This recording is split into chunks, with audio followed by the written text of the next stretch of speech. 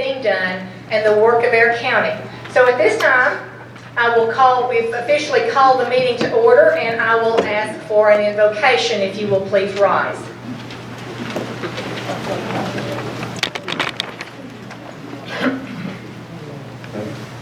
Let us pray. Father God, Lord in heaven, we love you, we thank you, and we praise you today, Father. Father, we thank you for this opportunity to come out. We thank you for the opportunity to be a part of our government decisions, Father. Father, we ask you to keep us safe, forgive us for where we fail you, and take us home safely. For it's in your name I pray. Amen. Amen. Now at this time, it's a little bit different tonight, so hang on. We're going to have a pledge. But what we're going to do is we're going to be hosted by a troop of scouts.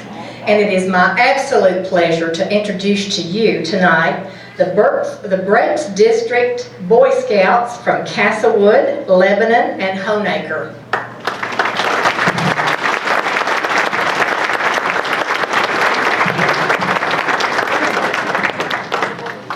Ready?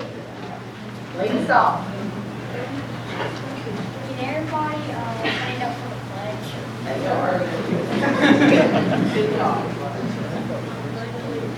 To the flag of the United States of America and to the republic for which it stands, one nation, under God, indivisible, with liberty and justice for all. Thank you.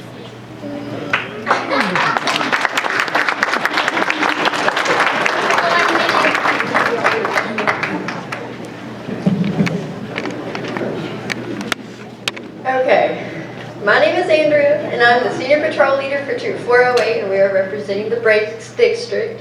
And we are absolutely excited to be here today, and we are going to be representing the district, as I said. But we're excited to be here.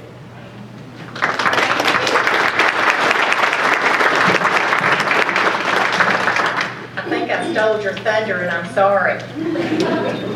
Anyway, at this time, I'm going to ask for an approval of the agenda that's in front of you tonight. Madam Chairman, I make a motion to approve the agenda as presented. I'll second. We have a, Wait a minute. can you hear me? We have We're a having change. We need to add, Wanda, you want it number 7? Yes, ma'am. Under you, it Yes, is ma'am. a request for Honaker Little League ball, and is that the only one? Yes, ma'am. Okay, so with that, I'll just add that, so. Yes, but that is presented in our current agenda that everyone has here tonight, right? Yeah, yes, ma'am. Okay, so I have a motion and a second. All in favor? Any opposed? Any abstentions? Motion carries. Thank you. So at this time, we will be having presentations. And our first presentation is going to be from Ms. Donna Sproles, who represents the Russell County Fair Association. Ms. Sproles?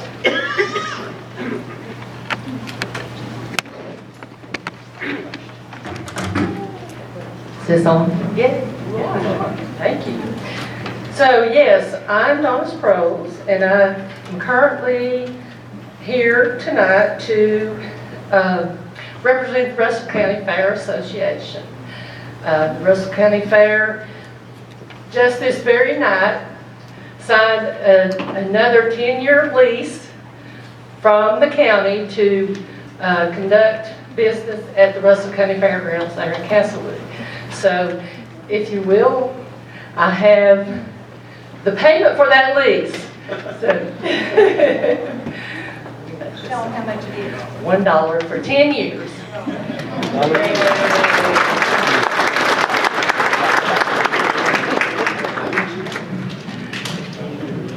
So that's why you think yours. I understand. Got it now? All right. So yeah, we're here tonight to acknowledge and thank the Russell County Board for their support and encouragement of the fair. And also to invite you to our celebration coming up in September of the 75th year of the Russell County Fair and Horse Show. So if you go back to the time frame that the fair started and you kind of take do the math, you'll see that it's not exactly 75 years, but there were just maybe 3 years during that time frame that the fair was not able to be conducted. And of course, last year was 2021 was one of those. 2020, I'm sorry. 2020 was one of those years. So we're extremely appreciative of all the support that the board in this county has given us. So the Russell County Fair Association is a 501c nonprofit organization that is the leaseholder of the property in Castlewood where the annual county fair takes place. The Russell County Fair Association consists of 20-plus board members, but there's over 100-plus volunteers that work diligently year-round to assure you of a very fun and educational several days in the fall of every year. This massive group of dedicated persons present to the community and the surrounding area every year a high quality and entertaining experience for all ages.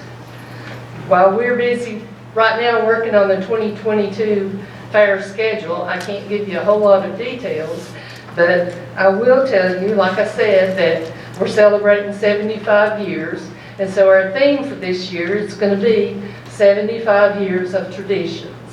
And you'll see lots and lots of things past and hopefully future to be presented at the fair when we're all geared up to go September 5th through the 10th, so mark your calendars.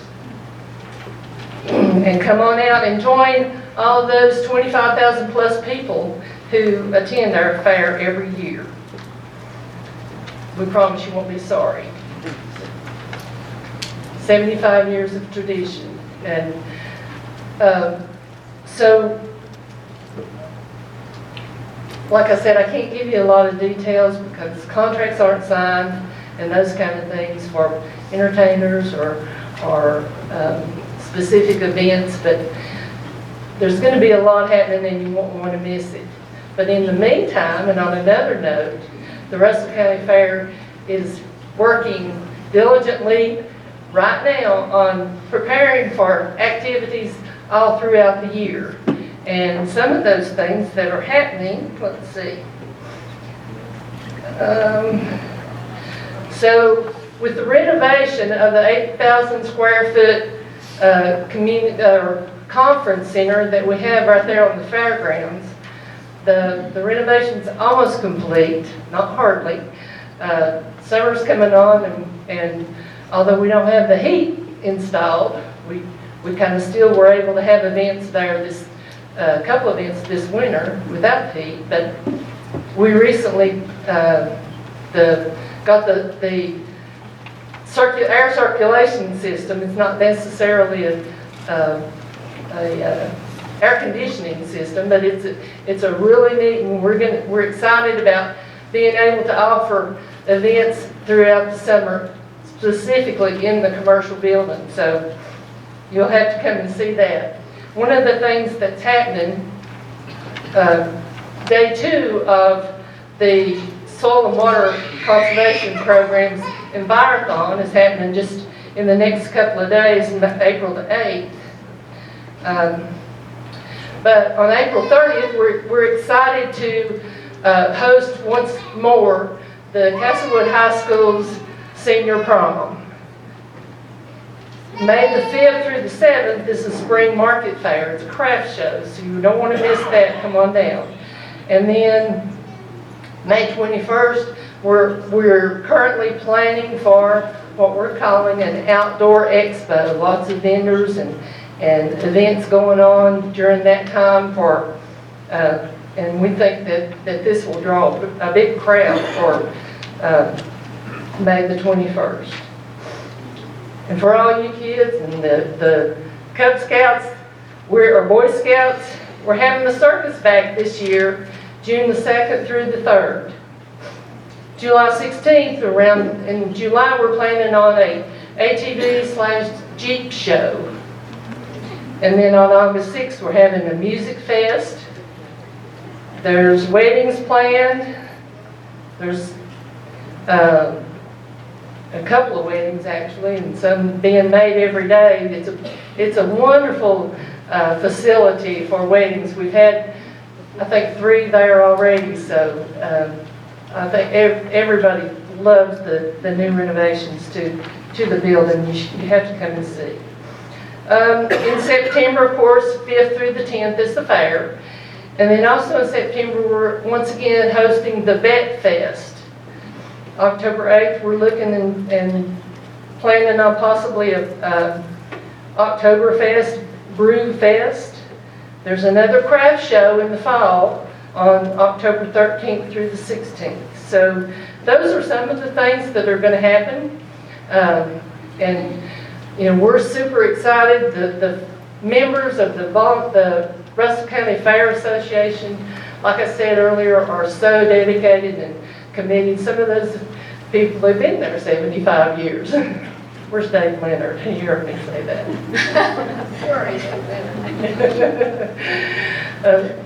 There's kind of a joke in the Fair Association that once you join the Fair Association, you're there for life. So that's how dedicated folks are. And we're super excited to offer to the community these events, and we're super appreciative of the Russell County Supervisors and Mr. Lester for allowing us to, one more time, sign an agreement for another 10 years for the control of the Russell County Fairgrounds. Thank you. And if there's extra money out there, you know, we can always use extra money from the county budget. Atta girl. Thank you.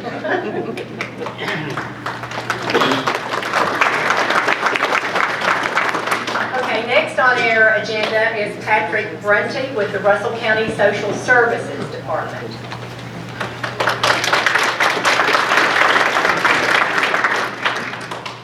Good evening. Very thankful to have the opportunity to come in here and speak to you all tonight. As Ms. Wallace said, my name is Patrick Brunty. I am the Director of the Department of Social Services here in Russell County. I've been in this position since August 1st of 2014.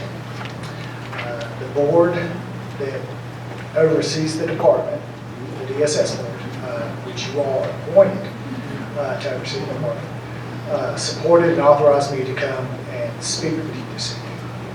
There are 2 separate subjects I'd like to talk about tonight. First, I'd like to speak with you about who we are and what we do. In the nearly 8 years that I've been in this position, I've tried to fly under the radar, so to speak. Something about the whole nail that sticks up gets hammered. So recently I've come to realize that this approach has not been very beneficial to the agency and to our staff because our local government and our community doesn't understand what we do and what we offer. We've heard the negative comments. We're wasting tax dollars, we're baby snatchers, we're lazy and would rather help addicts instead of honest, hard-working people. The truth of the matter is our staff is very dedicated and works tirelessly to provide as much help as they can to as many people as they can.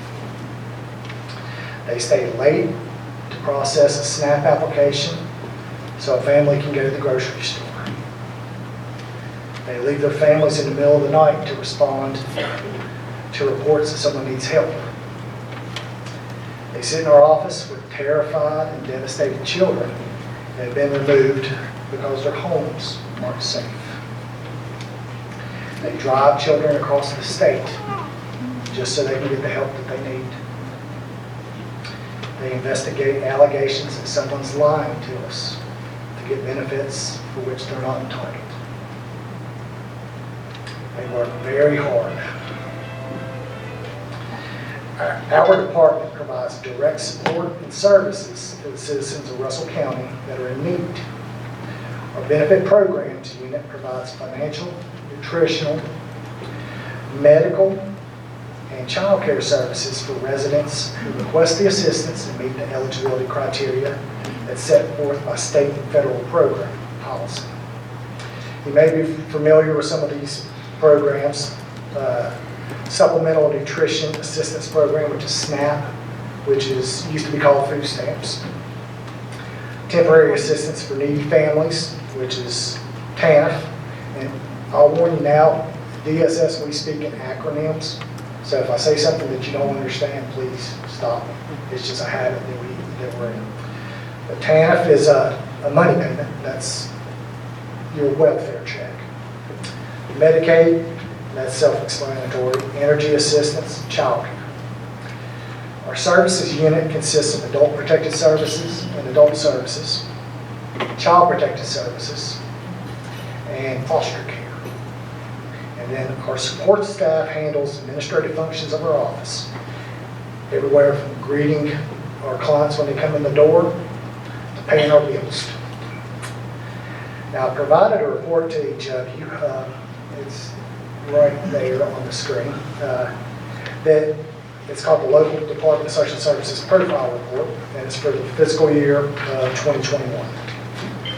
This report contains a massive amount of data and information that I feel is helpful in helping people understand what our staff handles.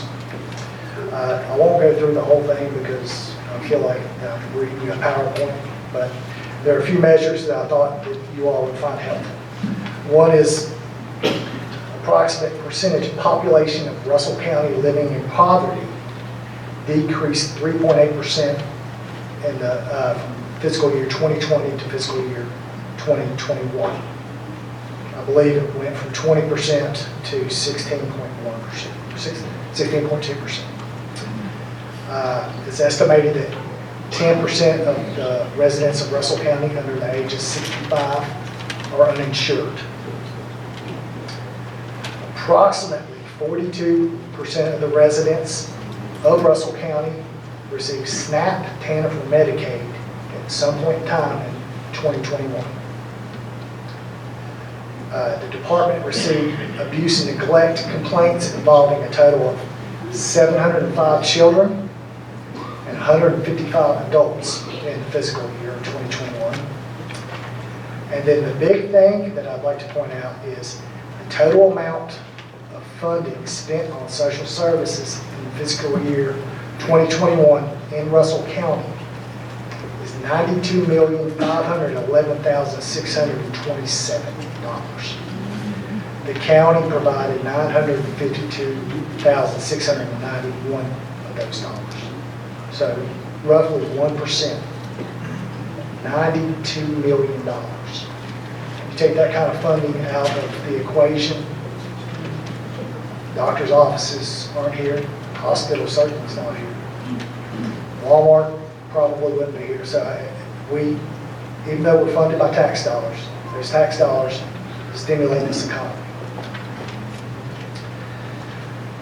So that's all I've got as far as who we are and what we do. Do you all have any questions you'd like to ask about that aspect of it?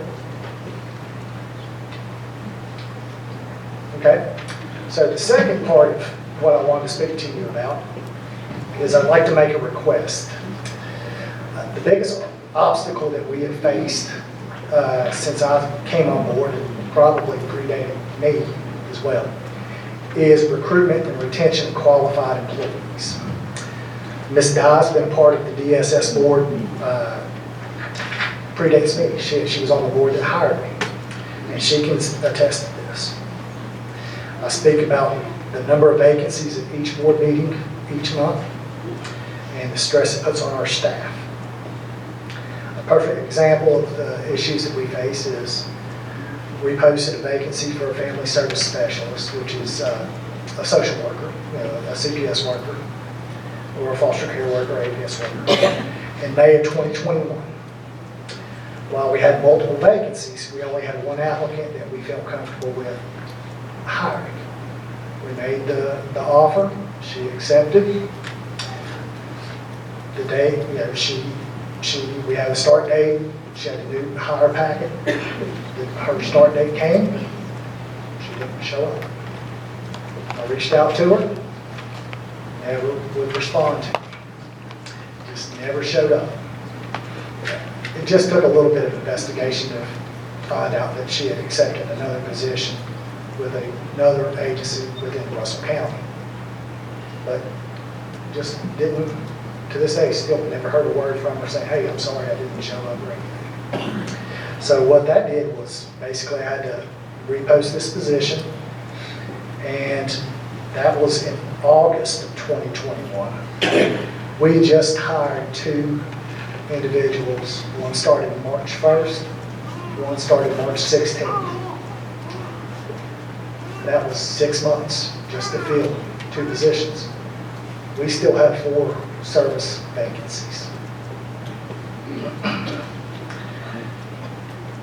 Our recruitment and retention problems also have some unintended consequences because we're projecting a surplus in our staff and operations budget of approximately $300,000. While replenishing office supplies and replacing equipment and furniture will decrease the surplus some, we won't be able to spend that money. The only way that I was able to identify that we could spend this money is to provide a one-time payment to our staff, a bonus, if you will. And that would allow us to spend the money on our staff here in Russell County instead of sending it back to Richmond and have them disperse it to Alexandria, Fairfax. Now, these funds have already been allocated by the state and by the county. And this is our budget, so there's no additional cost to it to be added to this. So we're not asking for additional funding. However, the Code of Virginia does require that in order for us to do it, that the local governing body, let me find it, authorizes an ordinance allowing us to do this. It's section 15.2-508. Furthermore, it's allowable. The state has spoken to directors across the Commonwealth for the past couple of years about this being available to us.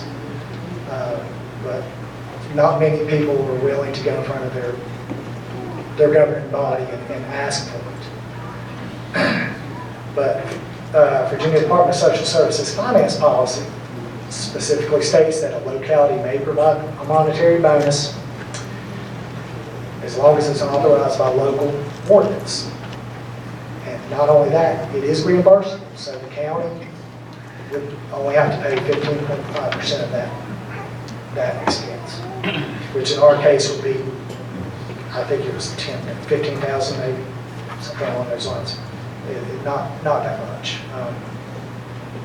in our budget. So now I understand that some of the information that I've sent you all may have inadvertently led us down a rabbit hole that I didn't mean for us to go down because I shared a spreadsheet with the associated cost. And I only meant that spreadsheet to be informational and for the sake of being transparent.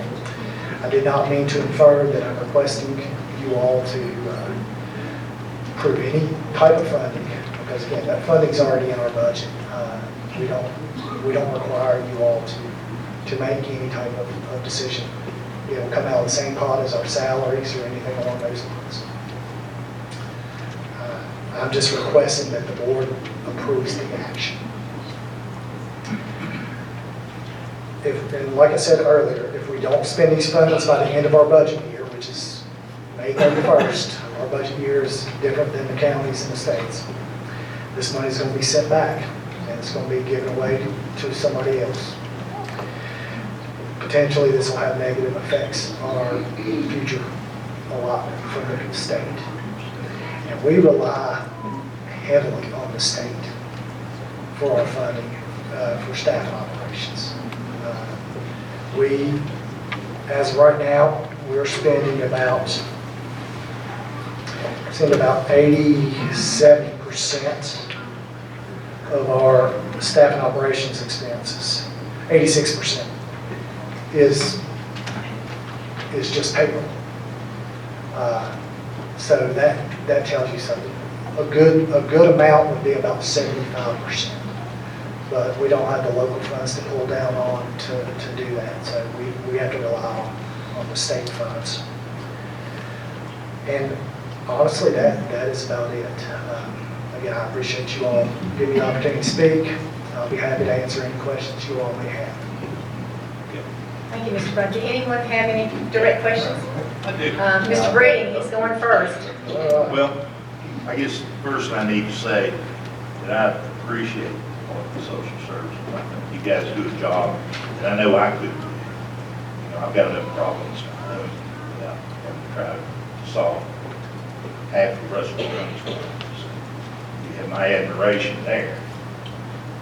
Not Can you hear me better? Yeah.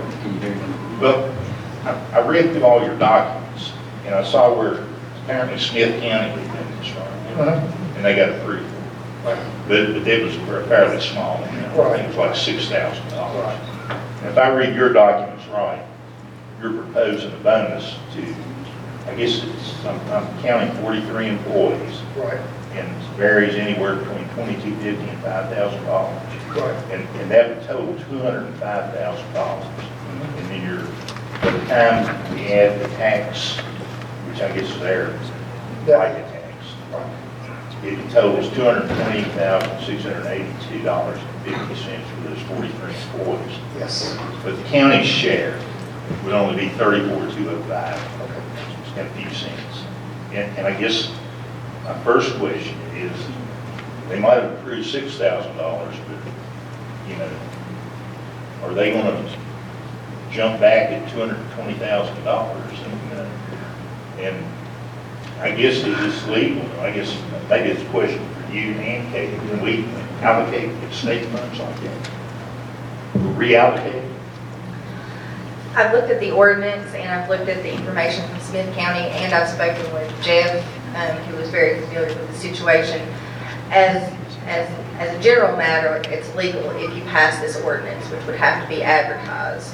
No action could be taken tonight because it would have to be advertised in the newspaper for 2 weeks before it could be considered. But yes, it is legal. To answer the question about the amount, I mean, there's nothing in the law, the way it's written, that would prohibit any amount. Now, I don't know how, if there's any other, how it would be looked at as far as that goes, but it's not illegal. It's legal if you adopt that ordinance. But I can't tell you what repercussions would come from auditors or anybody like that. $34,000 is fair to the whole, it's not a lot. I think that's 15.5% of it. It's still a pretty good chunk of money. I'm not really opposed to this. I just like to make sure it's legal, but I've got a few things that I would like to have questions with this. And one of them is, how many positions do you have unfilled right now? I heard as many as 7 positions. We have 7 right now. When I sent you all the information, we had 6. Does that include the 2 new hires that you had? They're included in the 43. Okay, so you still got 7 unfilled positions. Yes. Why is there such a problem? I mean, where do you advertise? I mean, do you advertise throughout the state? It's the state jobs website. It's where they do the state. I put it out on Facebook and people share it. It gets put out on Indeed. I put it out on LinkedIn. It's BEC picks it up. So I mean, it's out there. It's just most the family service specialists are difficult because it requires a 4-year degree with either in a human services field or in any field, plus 2 years experience in human services. It used to be much more strict where I could not screen in a teacher because Virginia Department of Social Services HR didn't consider that human services experience. Couldn't screen in a police officer. Human Services. They loosened that up. So it's pretty broad. Or the positions that you have open right now, what level are they?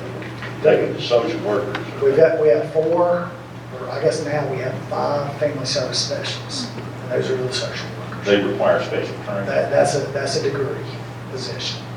We have 1 benefit programs specialist that is an entry level, no degree. And we have 1 clerical position, which is an entry level position as well. Theoretically, they're all entry level positions. It's just one requires a degree. You understand if this were to be done, it'd be a one-time shot. Oh, absolutely, absolutely. I But think I this will is tell going to be a real tough budget year for us. Right. Seeing a 2% rise in Virginia retirement system. And I mean, that's on the gross. Absolutely. And I would think, and I've talked to some of your DSS board members, I would have expected to come through the board. The board would have brought in and say, Patrick's asked for this, we recommend this. It seems you got a mixed bag on board, some are for it, some against. Right. Some are not in the middle. But at any rate, I would think, it would be my preference if we allocated something, it would be to allocate that amount and then go back to the board and have them, distribute the money on some sort of basis. I don't know what kind of basis you use. It's just, there's 2 numbers in here, 2250 and 5,000. Right. Basically, I don't know what that's based on. The 5,000 was for employees that were on the payroll December 31st, 2021. 2,500 are employees that started January 1st or after 2022. January 1st. Of 2022. Oh, And there are 4 employees that have started since the beginning of the calendar year. well, that answers one of my questions, I guess. I was asking if these new hires would be eligible for this money. I went back and forth on it and actually spoke to a supervisor about it, and they are a member of our team. I don't see why we would not. I think that, one, it's a morale boost, and if they know that other people are getting this and that we're willing to go out and give them this as well, or at least a partial part of it, then that is going to build some goodwill. Again, I defer back to the DSS work because that's Well, why what, they're there. as I understand it, and I spoke to Mr. Campbell as well on Saturday, Smith County had to do it a little differently because they had to go Board of Supervisors to do the ordinance, DSS board to approve basically the amount, or whatever the finalized amount would be, and then back to the Board of Supervisors to allocate the funds. You said you had a problem hiring and retaining. Right. I think one thing that I would demand on this is if you do this, I would call it a retention bonus. And have anybody that gets a bonus sign a sheet that they'll stay with you for at least 12 months. Okay. And if, well, that's not locking anybody out, but, if somebody has to leave and find a much better job 6 months down the road, you can just prorate the bonus back. They would have to repay whatever. Yeah, I don't have any problem with that. I would have to, Well- I'd have to defer to our attorney to draw that up. Being such a tight budget here, but I understand the workload and commend you for being able to do the work of 7 additional employees. We'll look at the budget next year. But, Okay, well, thank you, Mr. Breedy. I'm not cutting you off, but I am cutting you off. well, I may not be through this one. Okay, well, let's let somebody else ask a question. Does anybody else here Yeah. have anything they want to ask while Steve is thinking? Well, one thing, Patrick, I'd like for you to make it a habit and speak with us. I appreciate you coming. I've had a opportunity to work with you guys closely on the foster care initiative, and I'm so grateful for that. I mean, we went from 100 and some kids and it dropped dramatically in that initiative, and the social workers went with us late in the evenings on Sundays, visiting churches and different places, encouraging people to look at breaking the cycle and taking a child. We got recognized by the House of Delegates in that regard, and that goes a long way for you all. I know that it's hard to compete, and the greatest investment you can ever make is in your people. I think now that this board's worked tirelessly to get you a really nice facility, and you have that, but really the greatest investment you can make is in your personnel and your people. I really appreciate everybody that works for your agency working through COVID, because they didn't quit working. They worked through it all. They couldn't just say, well, I can't work. All these needs still had to be met with kids being displaced. And I think, you know, we're still going to be facing not just a COVID pandemic, but there's a mental health pandemic, there's a culture pandemic, there's other pandemics that we're going to be faced with. And you all have a huge responsibility. I pray for you, Dale, because I really believe that you don't get the credit you deserve, and I think a lot of it is just because of perception, like we've talked about, and I've had the privilege to talk to some of your people. Anybody in here knows that if we can invest in our people, those people are going to invest right back into our county. We don't even meet the minimum requirement that we should give you. And I think that should be considered in being able to do this. I'm for it. I'll be honest with you. I think that there's no better way to motivate your people except where they're able to pay their bills. And I know the conversation we had that night, that, you know, that the 3 kids and people had to stay in the office down here with those children. A lot of people just don't know. And I think those times that you're able to come and do your presentation on a quarterly basis or whatever it may be, to kind of enlighten people. I'm telling you, there's not a board member here that knows everything about everything and every agency. I want to be educated more about what people do and how they provide and services they offer. That's one of the reasons we formed Mountain Movers, to try to be educated and know what people do and what they provide. But I'm like Steve, you know, I think that I had a discussion with him about that retention bonus and making sure that people just don't take the money and then they find a better job down the road. And I know you have a difficulty with that because of our population compared to other county populations, and they can afford to do certain things that you might do. But we've been blessed. I mean, we've been really blessed to be able to do what we've been able to do since we got elected. And I just want to I know there's some of your workers here tonight. I'm so grateful, and I appreciate everything they do. Just from my little experience of being involved in that foster care initiative, knowing what a tragedy it is to have to remove a child. You know. Absolutely. And when the time frame that you're talking about, I think we topped out at 98 kids, and we had 3 foster care workers in the supervisor. The state has put a cap on the number of cases a foster care worker can hold, and that's 15. So we would have sunk. We would have still done the work, but I mean, they were putting in 78 hours. So, and I appreciate, and we appreciate what Mountain Movers and what you all did to help us with recruitment. And speaking of which, one of the vacancies, what I plan on doing is making a foster care recruiter out of one of those vacancies. Somebody who will do the exact same thing. Go into churches, go to community organizations, go to events, and try to recruit foster homes. Restaurants. You don't have to be a full-time foster parent. Just, you know, are you willing to keep a couple kids for up to 7 days? We need everything. So, and a lot of the issues are, and I'll continue with the foster care analogy.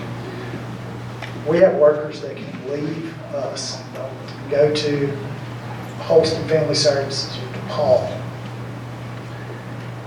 get, $7,000, $8,000 more and have 6 cases. I mean, that's a no-brainer. Thank you, Mr. Brungy. One moment. Anyone else have any questions? I would like to say I appreciate what the social service has done, hope to continue doing, and I'm for this, I talked with you extensively. We can do this legally, stay above any illegal stuff, I'm for it. I'll make that my statement short.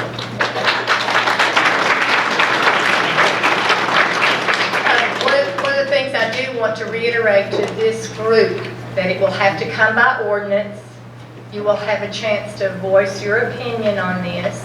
Remember, there is local tax dollars involved in this. I'm not trying to spin it, but I want it to be very Absolutely. transparent. Absolutely. What is at stake here.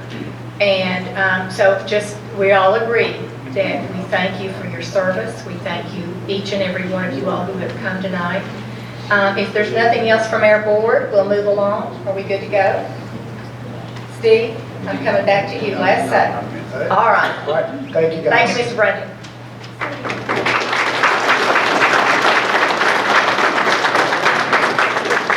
Now, at this time, we're going to hear from the county administrator, Mr. Lonzo Lester.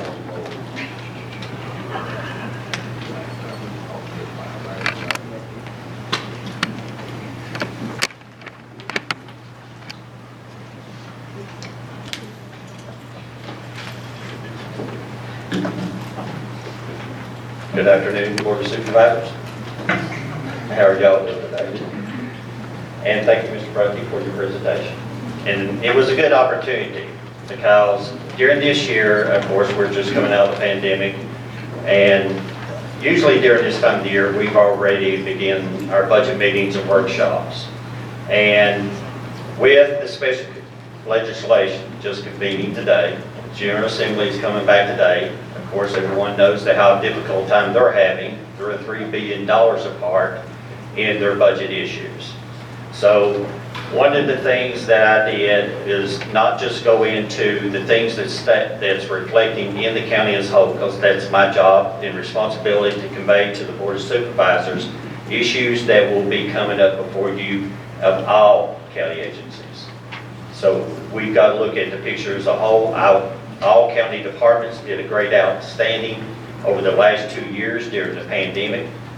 And we were accoladed from the Virginia Department of Health, from the commissioners, and we did a great job. Of course, everyone sees that the COVID now has went down. We went into days with no cases and no fatalities. So now, during this time, not only the county is coming out of the pandemic, the state of Virginia is coming out of the pandemic. And one of the things that the Board of Supervisors will have to consider and their concerns is before this board, this is different than our last 7 years of budgets. So this one is going to be hard. One of the things I want to emphasize to the Board of Supervisors is this. Everything that has came before the board and the financial impact that will be before the board was implemented by the state of Virginia. There is nothing that the county has done incorrectly financially. We have lived within our means. We have cut our costs, but we have to deal with what's coming down legislatively. And what I like to do is present what is coming down legislatively. And I tied it in with the DSS component also. And then money. My clicker cannot work.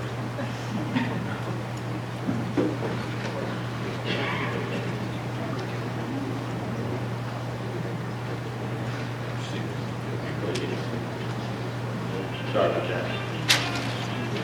Let me try my other clicker. Got your clickers. Apologize.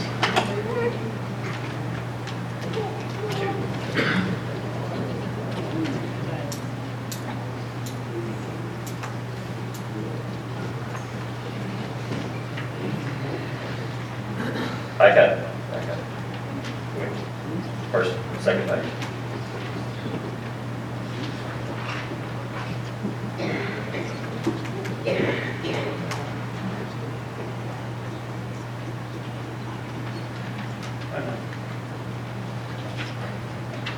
There you go, I got it. Here we go, I got it. Okay. In FY 22-23 budget issues, of course, the first thing that we got to deal with is what is current this year. Of course, everyone knows that the minimum hour wage was laid to $11 per hour. This is during the current budget year. That was a financial impact that began back in January. Of course, also with $11, there will be a $12 increase in the FY 22-23 of the minimum wage salary requirement, which will be another financial impact. And this is, again, things and issues that have been implemented by the state. The third thing that has been implemented by the state, the Virginia retirement system, which also affects all the schools, the ESSs, everything is raising.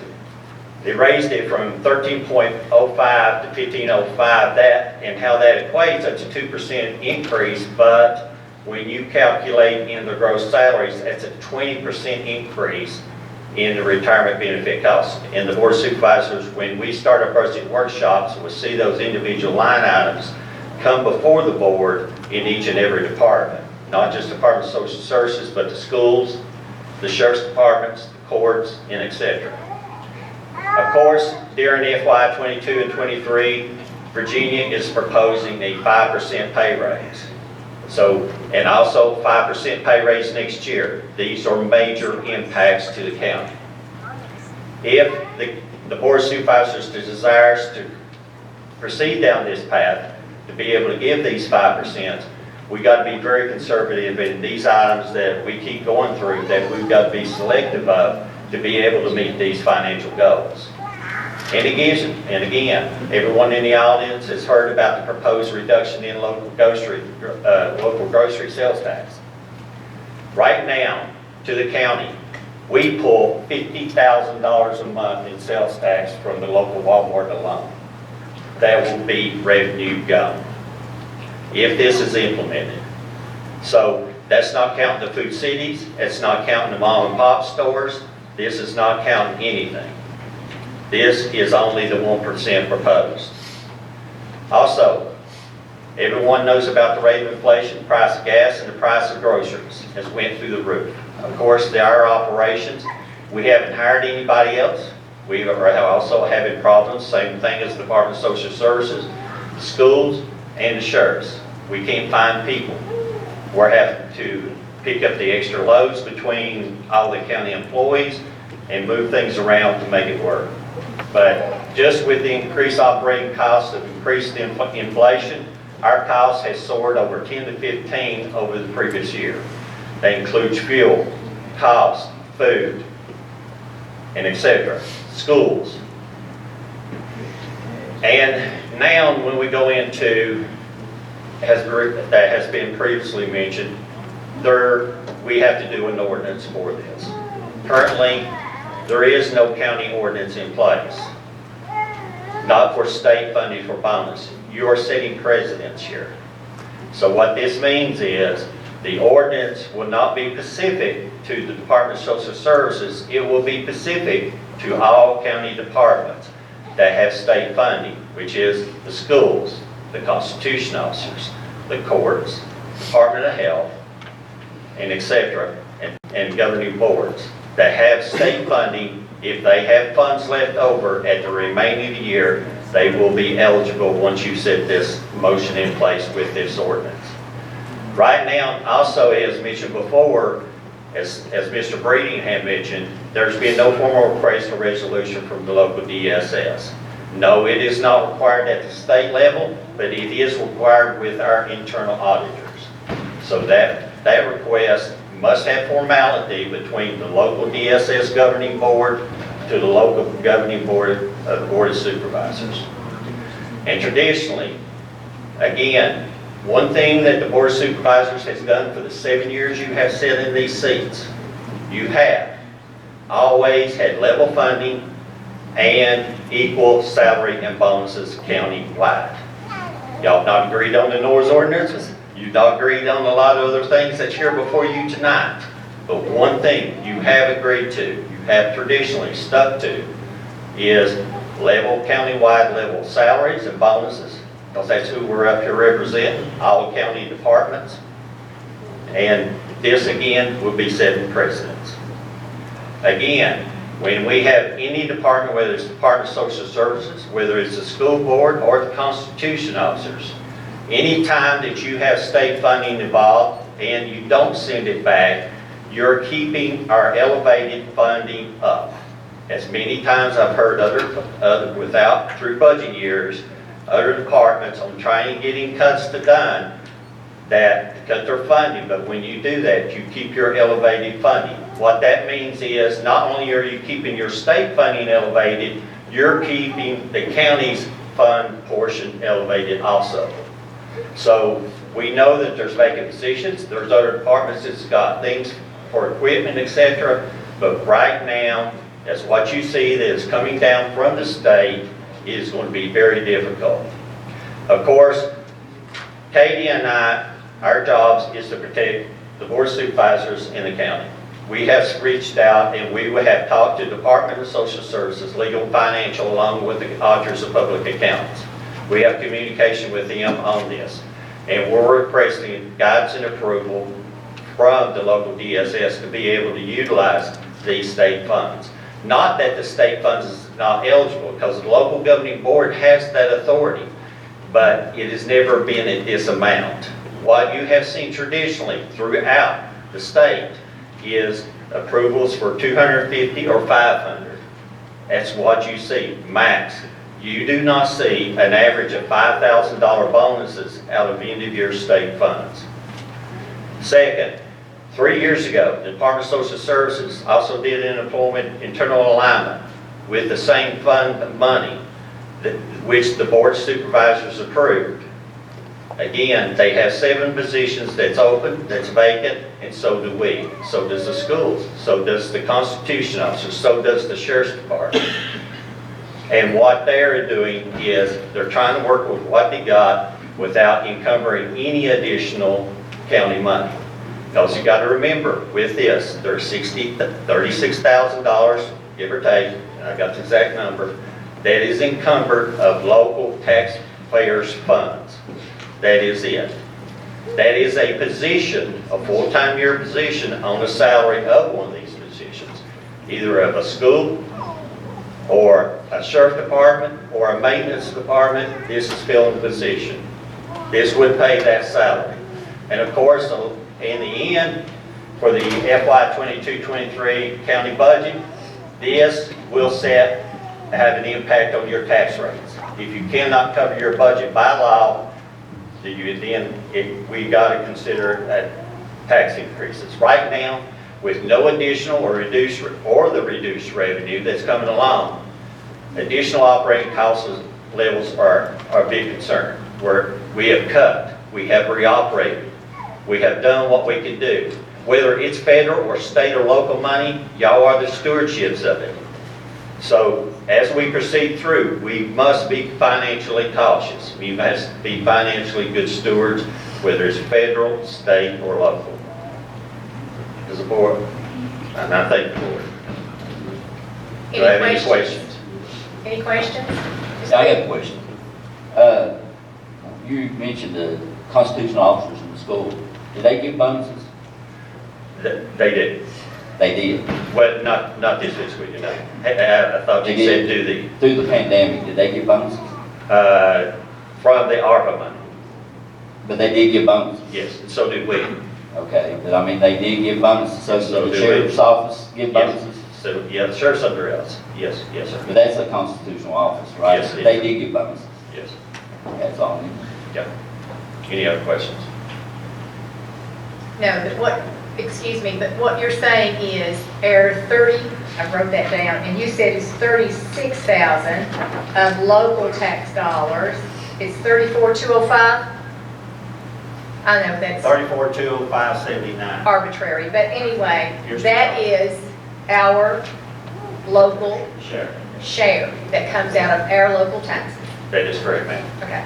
So with this being said, what's to keep any of the constitutional officers or the sheriff's office or any of these other boards and committees and agencies to come back and say, where is my $34,000? As I pointed out in the presentation and mentioned, if you do this ordinance, which one is not in place, and there's been a reason for that, you do not have an ordinance in place, or if it didn't, then the department would not be here asking for your approval. When the board of supervisors or the other agency had done their approval of bonuses or their level of bonuses, it had to be in through the federal side, through the CARES or the ARPA funds during the pandemic, number one. Number two is if we give a bonus, which the board of supervisors, we knew that, Katie and I knew that the board of supervisors has total autonomy to do it. It is out of the general funds. And the board of supervisors and Russell County citizens knew it beforehand. You were giving it out of general funds. This is coming out of state funds, which you do not have a ordinance for. Normally, the way the other departments do, is the schools and the other departments and the sheriffs and the ones that receive federal, state, and local, because y'all approve it each and every month, they move through their federal funding, their state funding, and residual into their locality funding. That's why you see at the end of the year, which would give totally legal standing to the school board at the end of the year in the reversion money, to step down and say, there is an ordinance in place for a bonus. Let me ask this, Katie, if you don't care to answer this for me, I just want some clarity. So the amount that we're speaking as far as our contribution, could it be budgeted or utilized through the department, through their board, and then the rest of it, instead of sending it back to the state?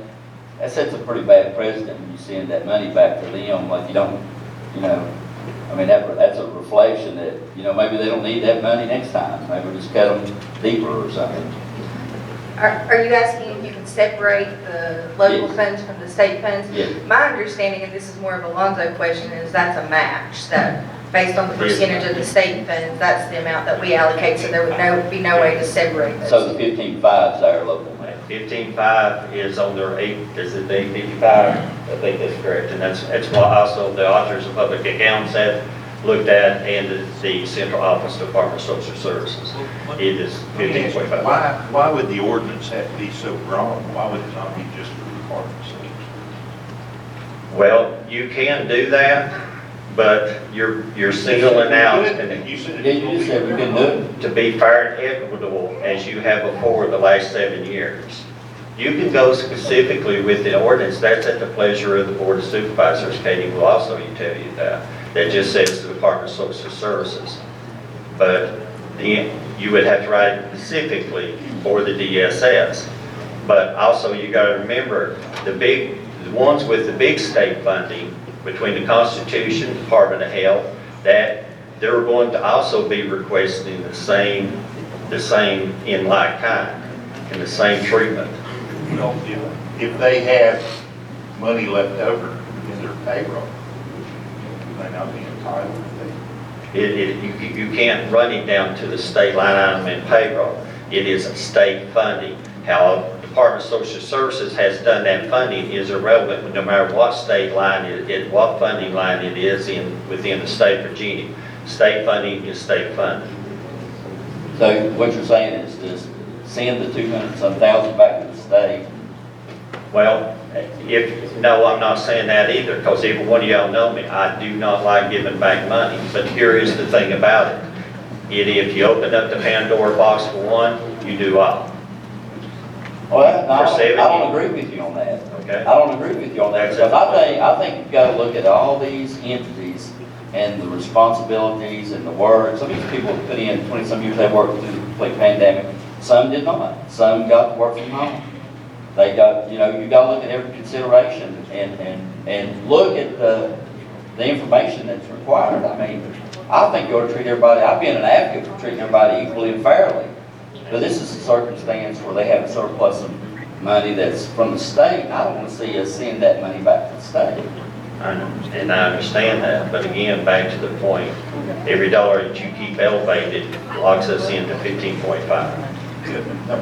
Well, the sheriff's department pays overtime. The sheriff's department pays overtime. Pays overtime?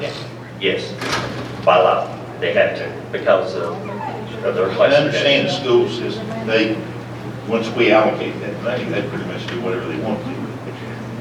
Yes, that is by law also. So basically, we don't have the governing Well, when you, authority to do anything. If they want to give a $25,000 bonus, they have the right to. no, not exactly. You can't do with what, even from the guidance for the Department of Social Services. I'm talking about the schools.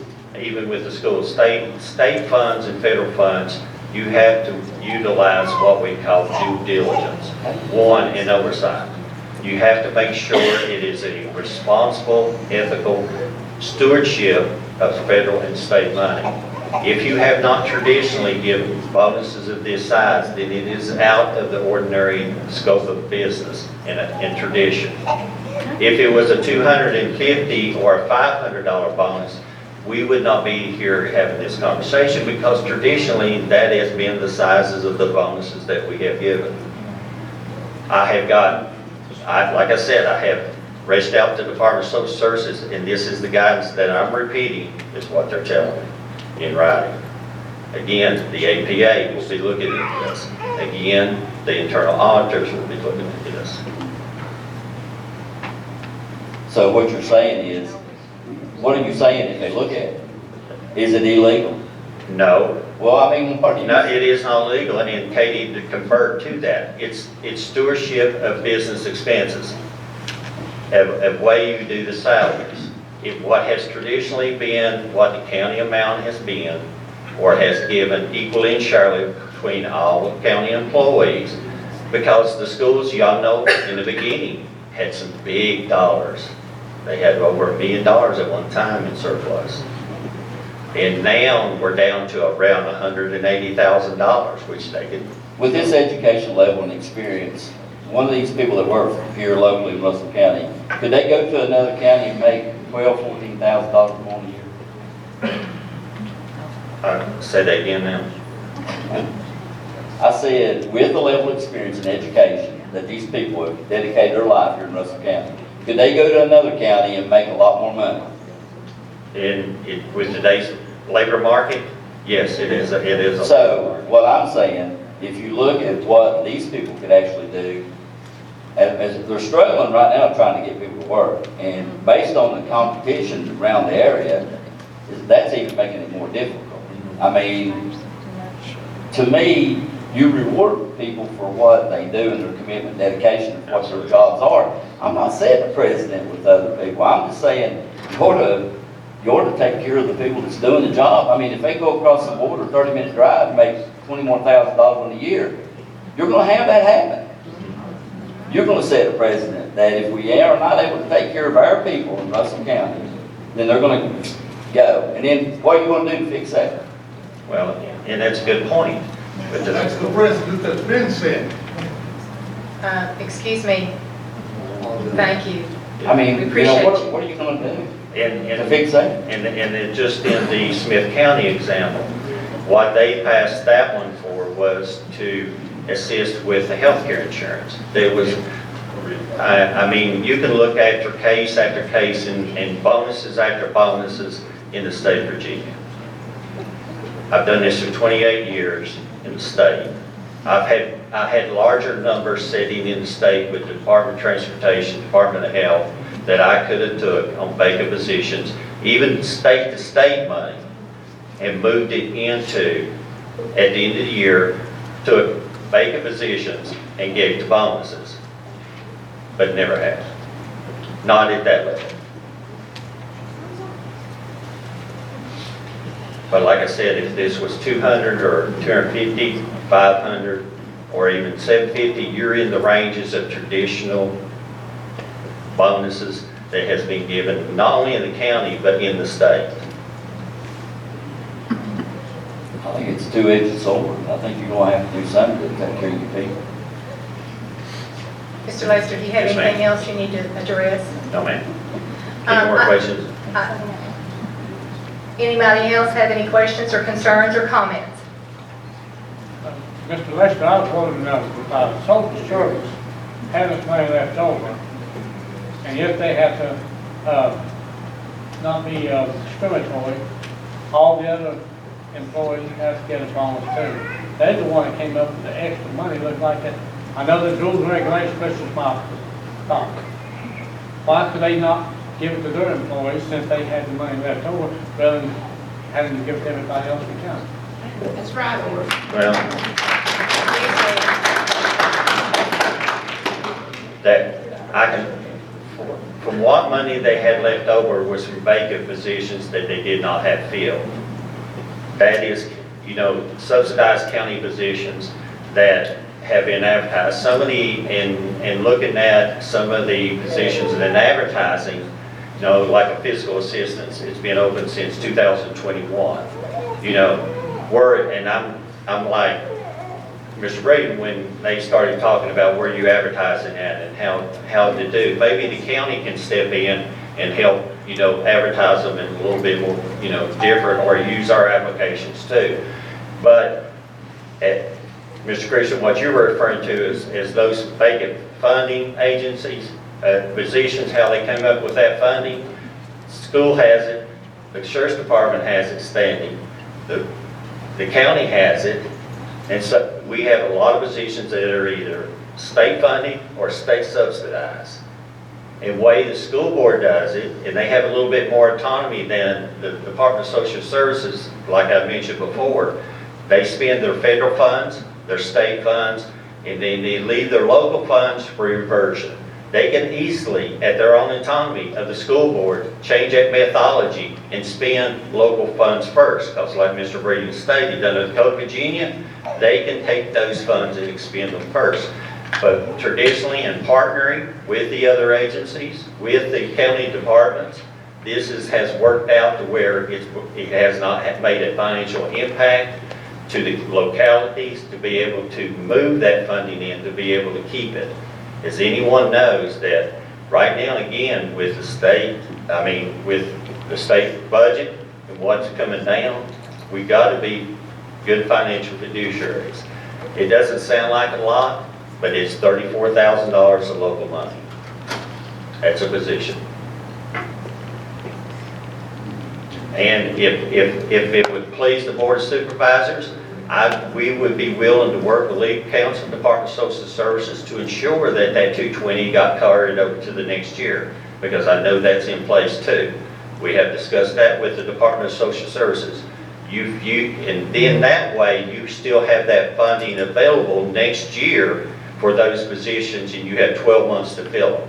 Get the help that you need based off your positions, the same way the Sheriff's Department does and the school does. Okay, any more questions? I'm going to move you along because we're going to... Thank you, ma'am. Thank you, Lord. Mr. Lester. Yes, ma'am. Next we have on our agenda Older Americans Month Proclamation for May 2022. That's in your board book as a resolution. I'll accept a motion to accept it. I'll make it. Thank you. Thank you. All in favor? Aye. Any opposed? Any abstentions? Motion carries. Thank you. All right, next we are moving on over to our public hearing. And before we start our public hearing, I know you guys are waiting patiently. I think there should be a sign-in sheet somewhere. Thank you. I appreciate it. All right. So this public hearing is for the noise ordinance proposed for Russell County.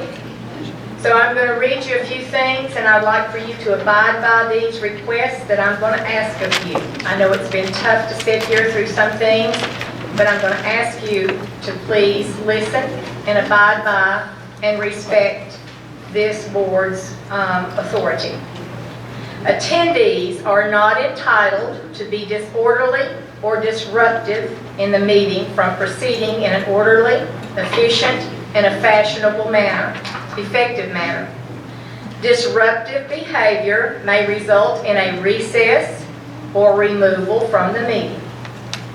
All attendees are asked to be very respectful of all speakers. Rules will be enforced fairly and impartially to ensure the efficient and effective conduct of business. All violators may be subject to removal from the meeting.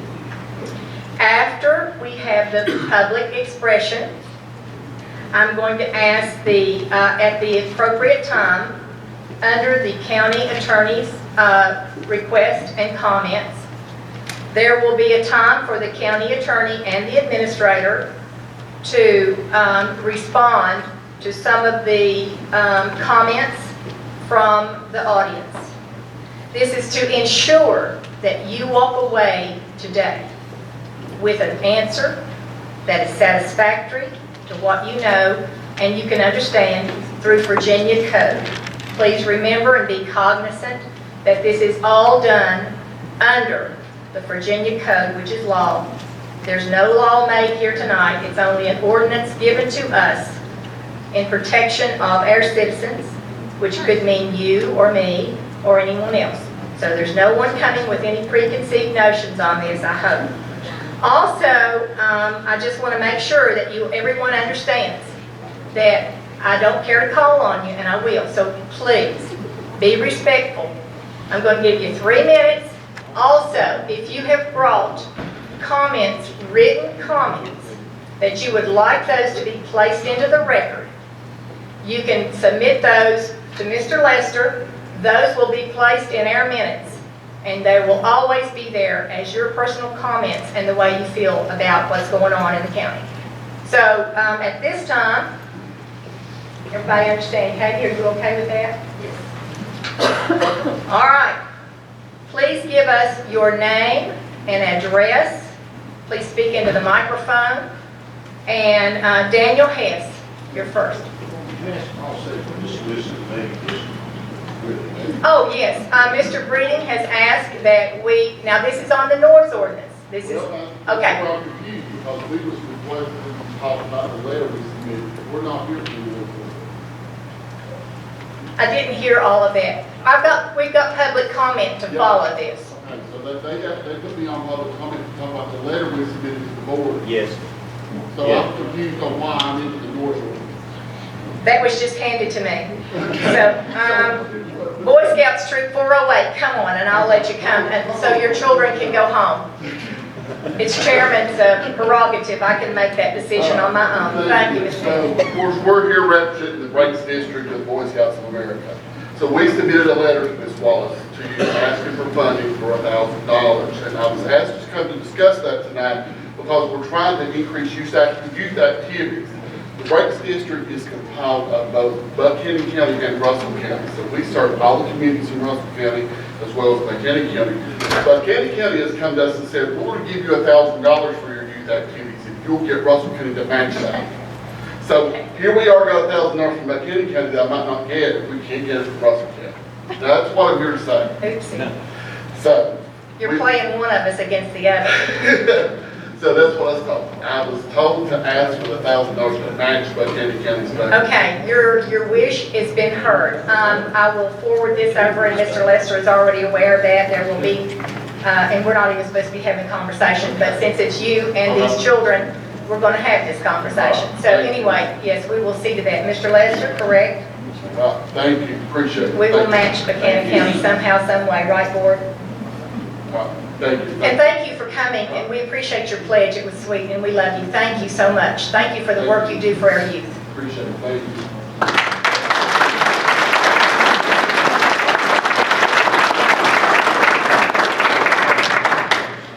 Okay, now we're back to noise ordinance. So anybody here that doesn't want to speak to noise ordinance, the public comments are later in this meeting.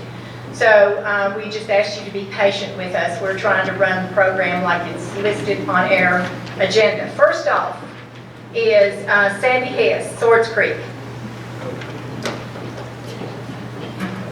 Okay, my name is Sandy Hess. I am from Swords Creek. I oppose this noise ordinance for common sense reasons.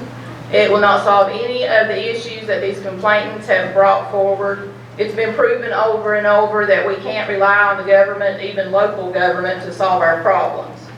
How many times did we hear that the orders that was put in place over the past 2 years were for the greater good?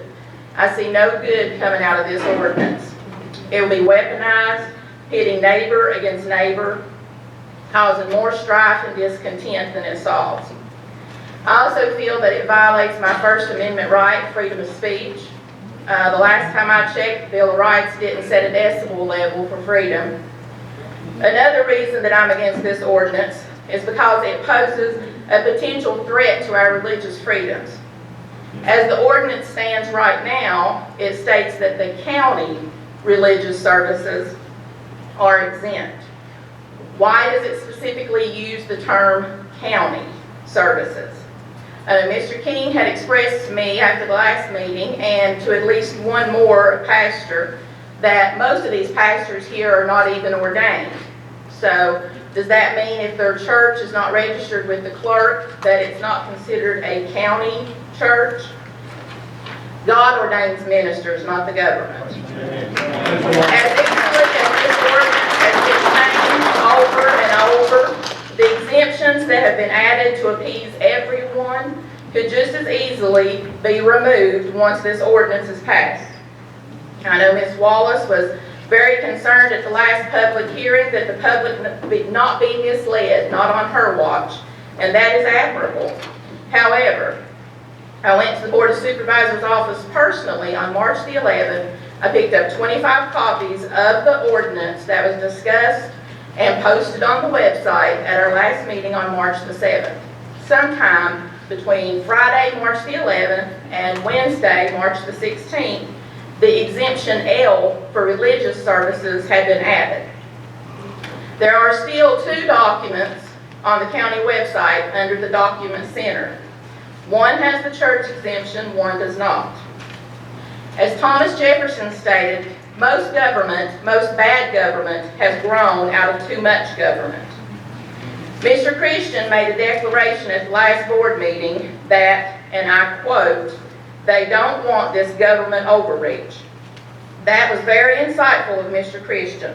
It's obvious Mr. Christian's in tune with his constituents. I would only hope that the rest of this board would follow Mr. Christian's very own words when he profoundly stated, "We don't want this government overreach." I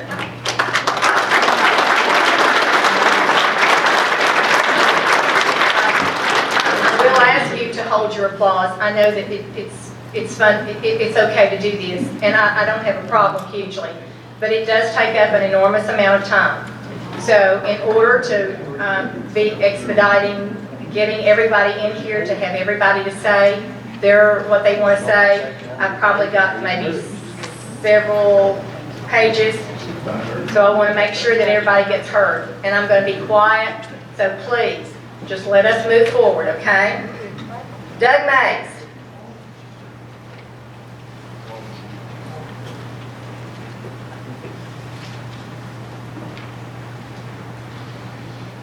I'm Doug Mays.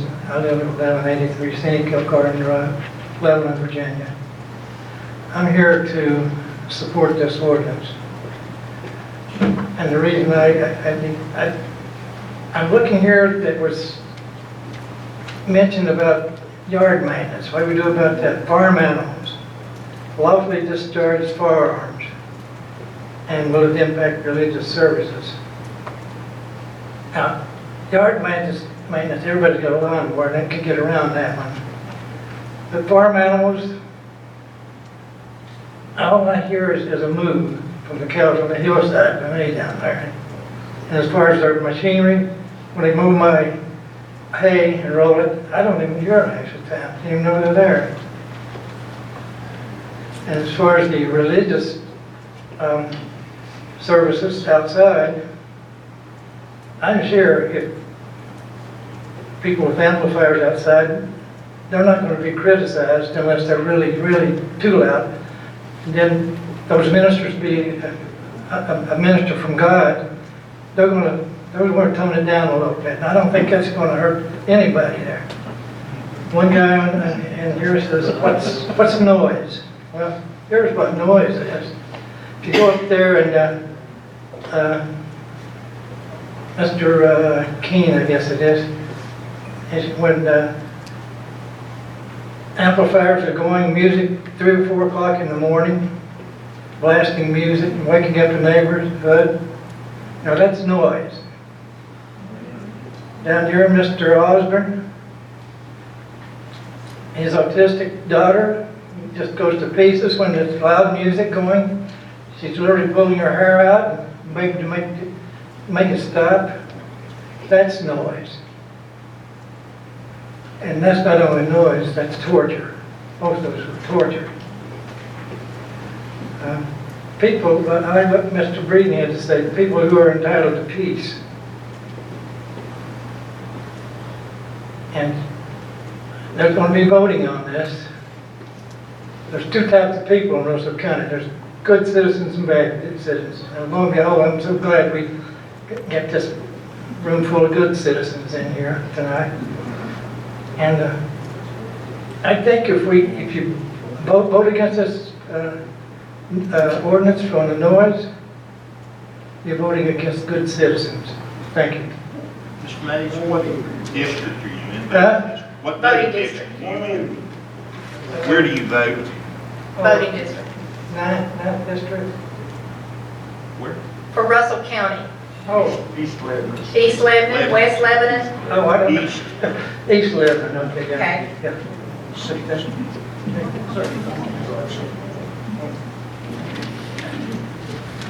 Remember, if you would like to submit any of your comments, please give them to Mr. Lester. Dana Tucker, Homemaker.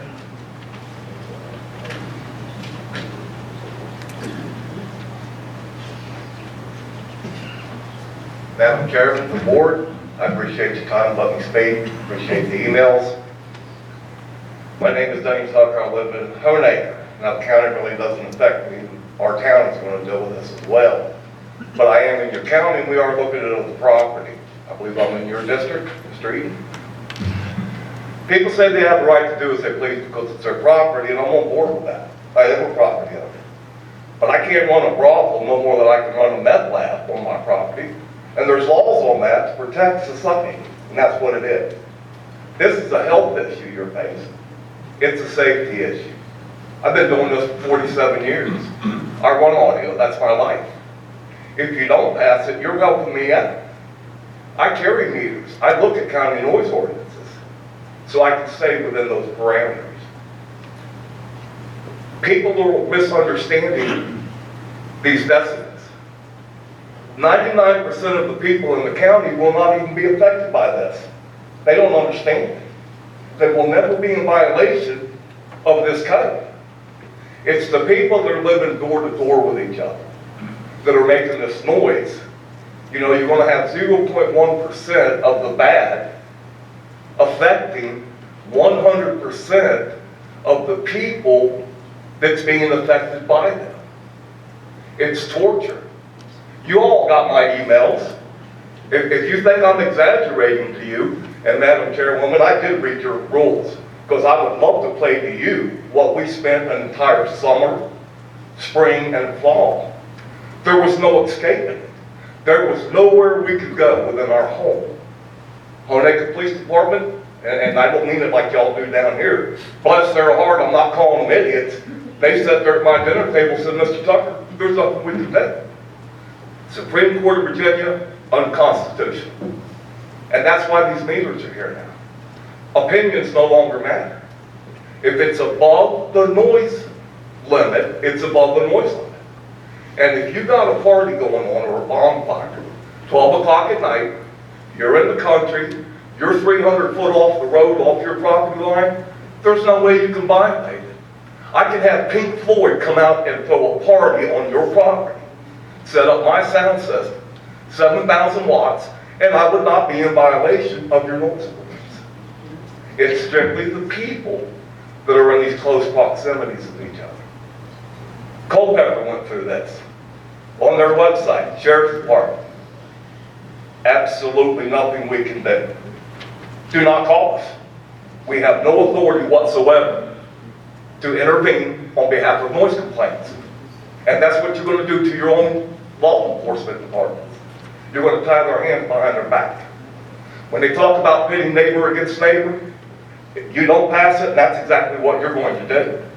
This should be bipartisan, not how many people show up from your district. This is a safety concern for everybody in Russell County. Because when you get these neighbors so frustrated that they're willing, literally ready to take the law into their own hands, somebody's going to answer for that. And that's just as simple as it is. It's a real easy process. 99% of the people standing behind me would not want to interfere with their neighbor's well-being. Excuse me. The 3-minute limit, Madam Chair. Thank you very much for your time. Thank you, Mr. Shepherd. By the way, I'm not keeping time tonight, so We don't. somebody is. Well, I know I was looking at you because you never look at that other clock. You tell them it don't work. So that's why I was waiting on you to tell me. I'm sorry. That's all right. Live and learn. Linda Couch. I am not here for the noise ordinance. Oh, that's right, you are not. Thank you. Cody Jackson.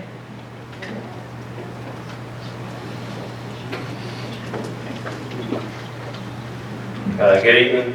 My name is Cody Jackson, and I am a resident of the Cleveland area of the county. I'm in Mr. Ray's district. I'm also a minister at Harmony Community Church in Belfast. First, let me begin by saying that I appreciate the board listening to our concerns at the last meeting and agreeing to postpone the vote until this public comment session could be conducted. I believe that was a great move in building a foundation of trust with the residents of the county. I've since taken the time to review the current version of the ordinance, including the new additions for religious services, and I want to tell the board attorney that I appreciate her efforts to protect our church's First Amendment rights from weaponization, but I still do have some concerns that this could still be used in that manner. For instance, Exemption J specifically calls out amplified expression, which all of our services would actually fall under that because we use PA equipment during service, and that is not specifically mentioned in Exemption L. There also still remains no call out for outdoor worship services, which is very highly concerning, as I stated at the last meeting. I also believe this ordinance as a whole provides great opportunity for weaponization against neighbors for no other reason than vengeful annoyance. The broad application of this ordinance over the entire county is extremely unnecessary. As an example, my neighbor lives at least 300 yards down the hill from me, and if it's best for him to weed eat or mow at midnight, that really is not any business of mine. It won't be an issue for him anyway, but not everybody is blessed with neighbors as nice as I am. Regarding weaponization, it was given as an example at the last meeting that sometimes laws are necessary, even though we don't fully protect from their malicious use. The example given was of assault, which is undoubtedly necessary to bring people responsible for heinous acts to justice, in spite of the fact that some may be able to accuse others wrongfully. I agree with this statement because, put simply, the benefits outweigh the risks.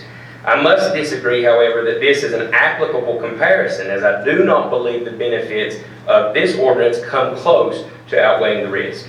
In summary, after reviewing and listening to residents both in the last meeting and throughout the month, I find this ordinance unnecessary, unwise, and unpopular. This is a great opportunity for the board to further cultivate trust among your voters by showing that you are servants of the people. I urge you to stand in agreement with the residents of this county and vote no on adopting this ordinance. Thank you. Thank you. Brandon Boggs.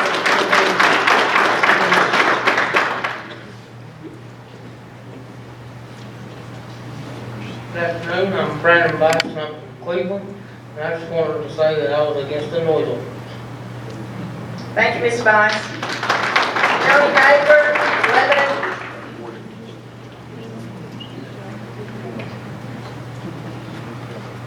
Hello, my name is Johnny Baker, Lebanon, Steve Regan's district, and I encourage each one of the board members to look through the eyes of law enforcement. I've got over 20 years of law enforcement experience, so I know something about, answering these calls and things like that. But the disputing neighbors and domestic situations and the meth crisis that we're facing.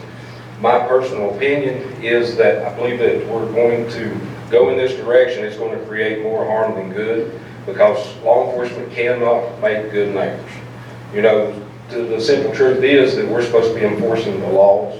protecting the citizens, but we can't make good neighbors. I believe that this ordinance, if it's passed, is going to put law enforcement in further harm's way by the neighbors, as y'all have heard, retaliating against one another, more call volumes, so law enforcement already has a great burden on them, as we've seen across the country with assaults and things like that. And as the gentleman spoke about social services, you can't find workers, and a lot of that's due to the burden that's placed on the social services and law enforcement. So I would encourage everyone to think about this from the people that's going to have to go out and answer the calls, because the call volume is going to increase, I can assure you. So look for the law enforcement side of this as well, not just the citizens. It's unfortunate that we don't have better neighbors to where that it doesn't bother, someone regardless of their situation. That's just common courtesy. But it's a civil matter, and I believe it needs to stay like that. And we need to try to ensure better safety for the law enforcement personnel as well, and consider their job, because they'll be the ones that have to go out and face this. Thank you, Ms. Beckman.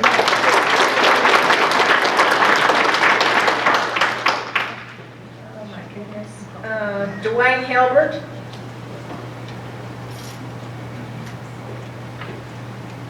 Dwayne Hilbert, I'm Colton Hollow area, Lebanon. I'm Mr. Breeding's district. Just wanted to say that I don't believe that the board can ordinate respect among neighbors. Unfortunately, some people have bad neighbors. I've had bad neighbors in the past, but I'm against this noise ordinance. Thank you. Thank you, Mr. Hilbert. Next is Mike Dye.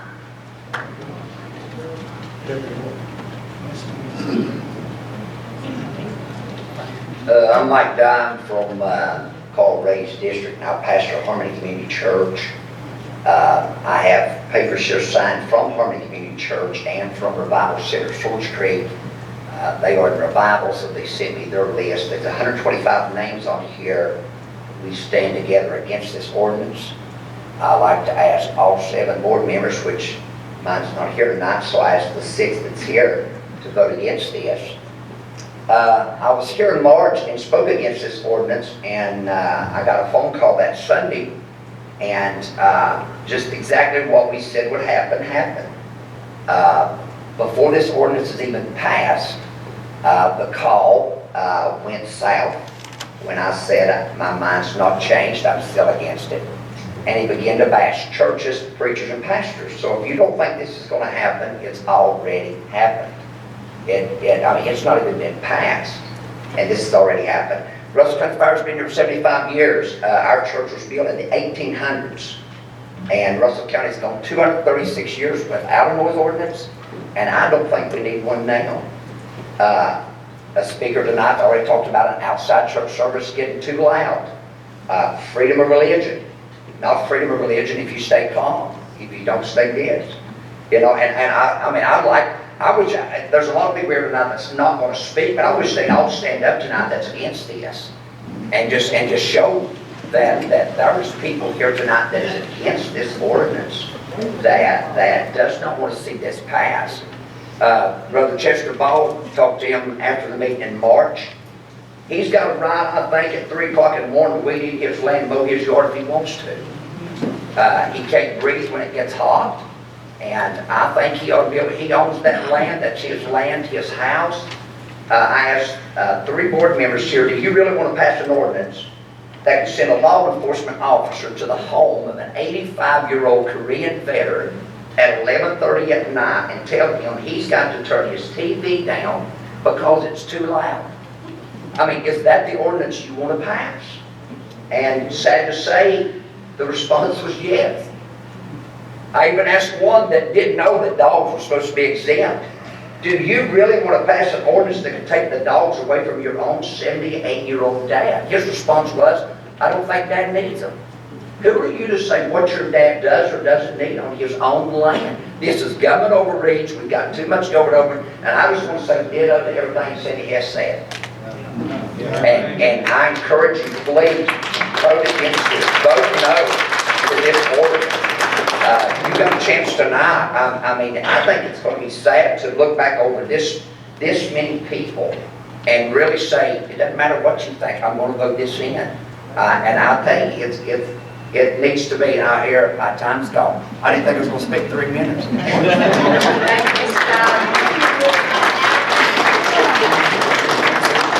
Mr. Owens. I think it's Noah. Did I get it right? Yeah. Thank you. I saw what it says, thank you.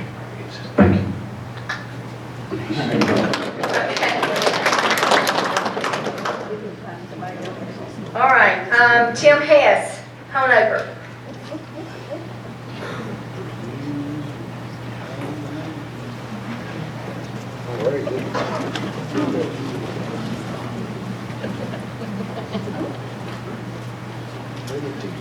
Madam Chairman, my name is Tim Hess. I'm a member of Drill Chapel. I live in Drill, Virginia. Minister of Drill Chapel. First and foremost, I don't have to go to anybody county, because I know when God called me to preach. I don't need nobody tell me who and when I can and can't preach. But I will say this. Have you ever been in a church service when the Spirit moves, Peanut? Are you going to be the one to go down and tell us we got to shut it down? It's got to be inside.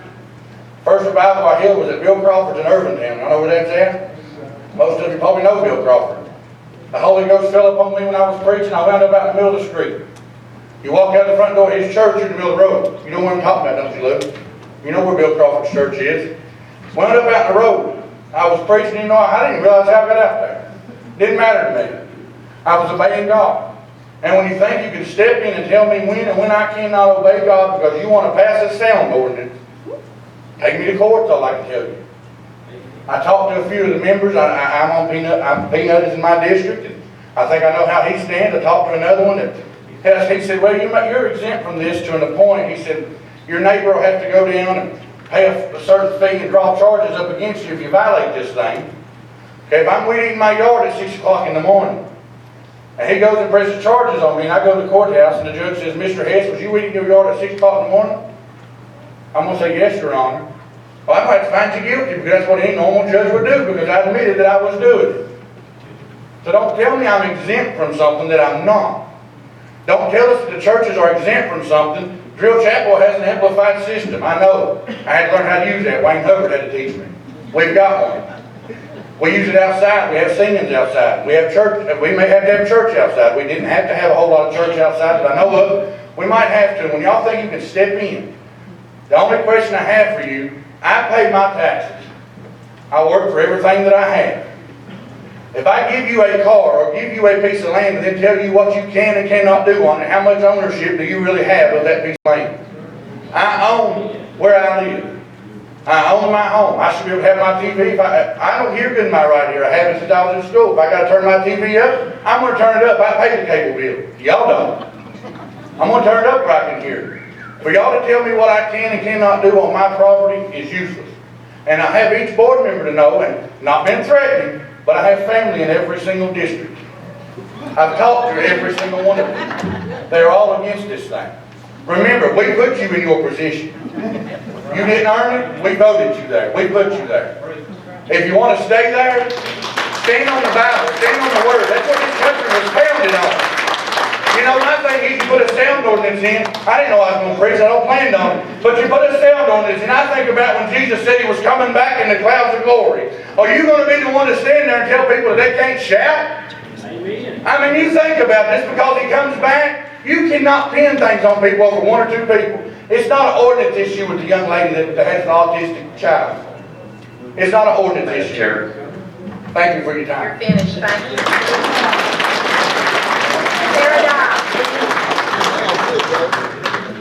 Tara Dye.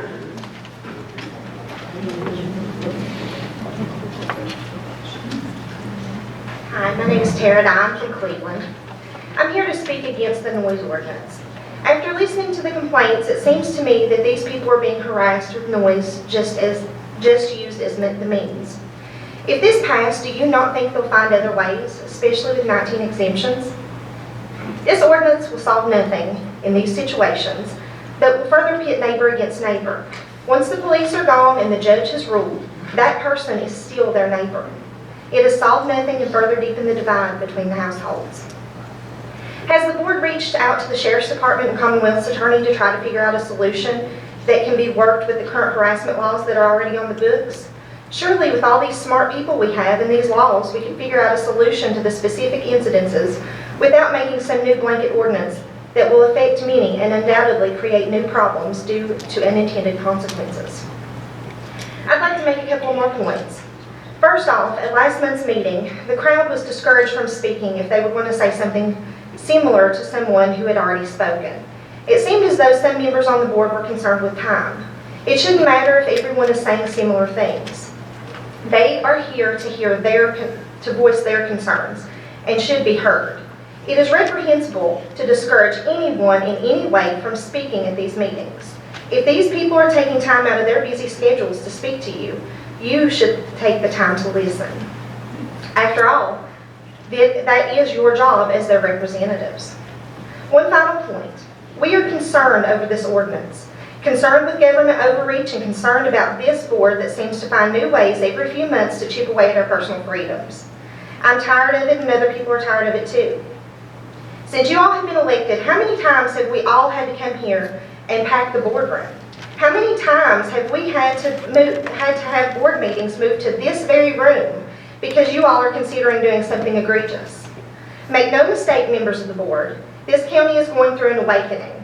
Business as usual is no longer acceptable. Government overreach will not be tolerated. I ask you all to do the right thing and vote against this ordinance. I also ask that you all put forth effort with the Commonwealth's Attorney and Sheriff's Department to come up with a solution for these people being harassed that doesn't restrict the freedom of every citizen of Russell County. Thank you.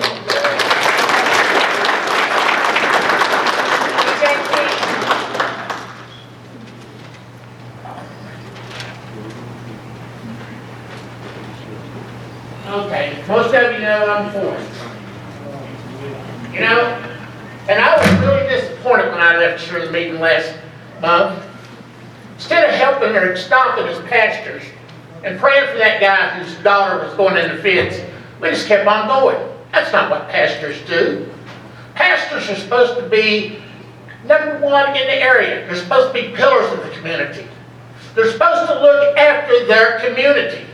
You cannot close your eyes of what's going around you. This is not the same county as it was 200 years ago. These are not the same people that live in this county now. We absolutely have too many people raising cane and using drugs. On my way from here last month, I want to tell you, I got to Rosedale to the church, and I pulled over, and I told God, I said, God, you want me to keep fighting this? Send me some kind of thing. We've all wanted God to send us a message. Well, God sent me 3 of them that week. One, I got to my house, I pulled underneath my carport cover, and just as I did, the state police in the county was pulling in my neighbors over there who'd been partying all night, raising cane. He went to a young girl's house. This isn't the first. I can give you 10 ladies. Mr. King, address the board. Okay. Thank you, sir. Anyway, when I got there, I didn't know what was going on. I just knew the sheriff and the state police was there. This guy had went, after partying, over there and threatened another young lady that if she didn't get in there and get underneath the bed right now, that they were going to come and get her. I know 10 ladies up around their area that this had happened. If you don't believe me, go up to Robin's grocery store, talk to the poor clerk up there that's terrified to work at night. Talk to the other one that quit, okay? You know, I talked to the sheriff's department. They signed my thing. The sheriff and all the deputies are for it because we're talking about going out. Boy, yeah, but at least they can do something. They told me until the noise ordinance passed, they can't do nothing, even if they're dealing in drugs. They said if this is passed, because you have to have something besides probable cause. Now, if it's passed, they can go to the door. And according to Mr. Combs, investigator, once they get there, if they open up the door, and there's something going on, there's drugs, they can do something. People, a lot of pastors jumped on this last month not knowing nothing. Well, let me tell you something. I think that's the way the devil does it. The devil gets his foot in there, and this is exactly is it, bro? That's the devil work. A lot of pastors here jumped on this like a duck jumping on a junk bug. That's the way I felt about it. I'm telling you, I don't usually get riled up. I try to behave, but this is a lot. If you had to live in my community and see these poor people up there going through it, I had one pastor told me it didn't matter, that the blood wouldn't be on their hands. Well, if it's not on your hands, it's in your community, whose hands is it on? Mr. King? Yes, ma'am, 3 minutes is up. Yes, sir. I'm sorry, but this noise ordinance needs to be passed. It needs to do it, not just for me, but for the safety of the community. Okay, I'm asking you, you've had your first warning. Everybody, respectful, respectful. It's hard for us to hear in this room, so I appreciate it. You all will keep it down. No whispering, you don't need to talk. Okay, Mr. James Nunley.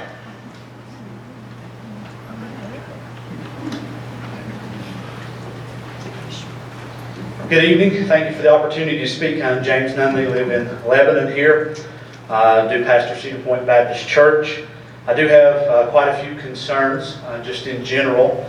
Concerns over the easy removal of any kind of exemption without public notice. That's a concern for me. In regards to this being passed, why do we need a blanket ordinance to address a few isolated incidents? Specifically, a law keeps an honest man out. I'm afraid if we do a noise ordinance, it'll just keep the honest folks more quiet, and those that don't care for it, they'll just keep on going. What's that happening anyway? As Mr. Lester spoke to, it'll be a further exhaustion of overworked county deputies. We're already short-staffed, so that's obvious. The possibility of creating yet another monitor position and thereby impacting the taxpayers to the tune, I guess you would say, of almost $34,000 at a position. And then furthermore, the weaponization of it, as you've heard lots. But I just wanted to take a moment and address the comparison of assault versus noise ordinance. I agree. I think assault should definitely stay on there. But one is illegal and one is not unless this passes by this board. Thank you. Thank you, Mr. Nunley. Tara Knoll.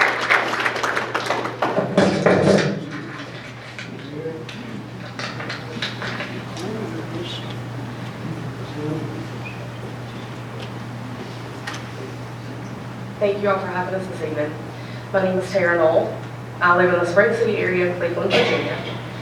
I'm speaking tonight for myself and my husband, Larry Knoll Jr., who could not be here for medical purposes tonight. He and I do oppose having this noise ordinance put into place, and ask that you please vote no to this ordinance. We both feel that it would not only infringe on our rights as property owners, but our religious freedoms.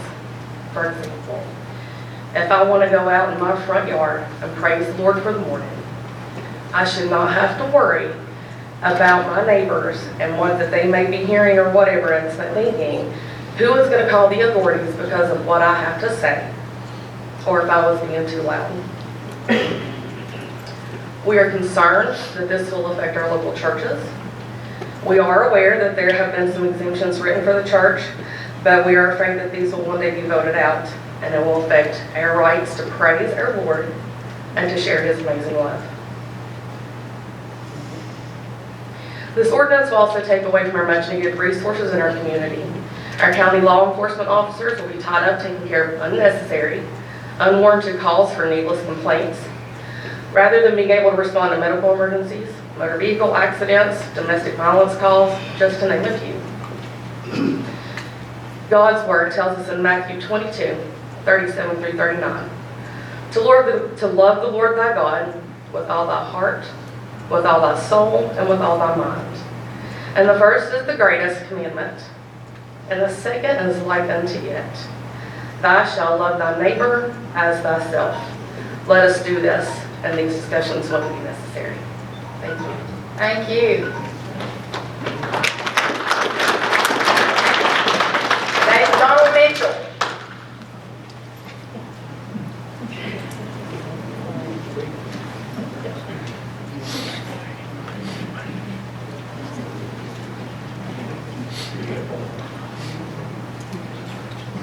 Well, I have to ignorantly say that I signed that paper back there not really knowing what it was. This is the first meeting that I attended on this. So y'all can call me stupid if you want to or whatever. But I'd just like to say I'm against the ordinance. And I live in Ridgewood subdivision in Lebanon. And I have to say that all of our people that live in there respect one another. And the lady read the passage from the Bible a while ago. You know, if we love our friends and our neighbors, we're going to not make noise anyway. There might be times, maybe in emergency situations, we might have to do something late or do something a little early. But overall, I think we have respect for our fellow man and for our neighbors. And as far as pertaining to the churches, you know, if our church didn't have an amplification system in it, I wear 2 hearing aids, and I've lost 50% of my hearing. And if they didn't have that, I wouldn't know what was going on. I try to read lips, but I'm not very good at it. You can ask my neighbors around me and my wife and friends. They have to repeat to me so many times I get ashamed of what's going on. But I'd just like to say I'm vote no against it for it. John Bush.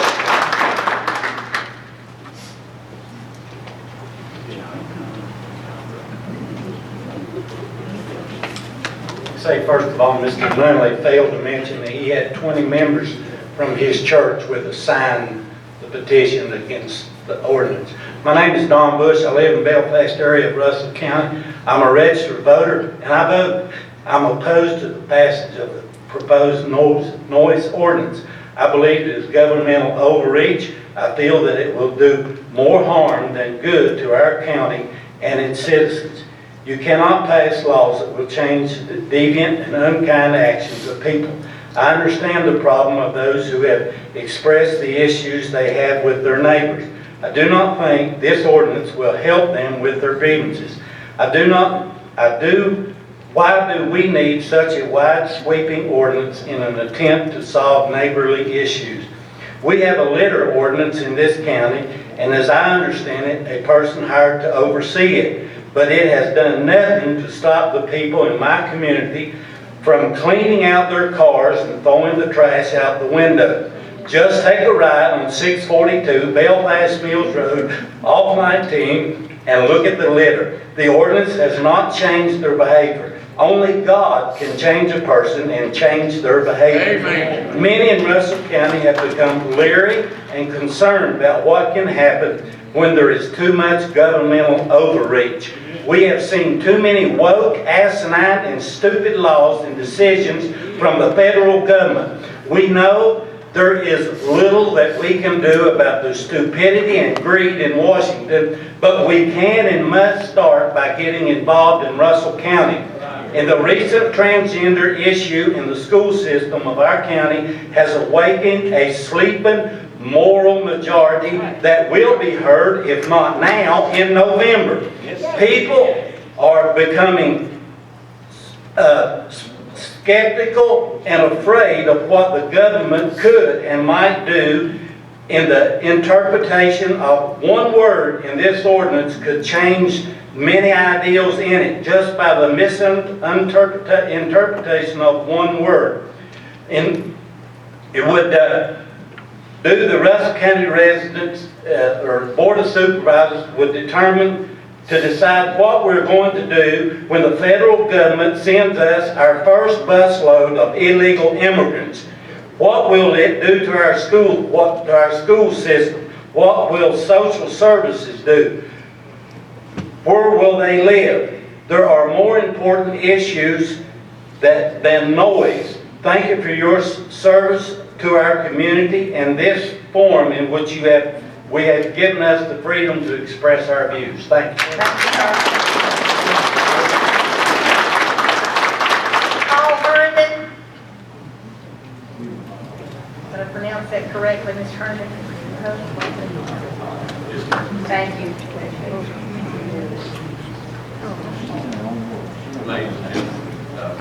My name's Paul Herndon. I live in Clarksdale section, Sword Creek, Virginia.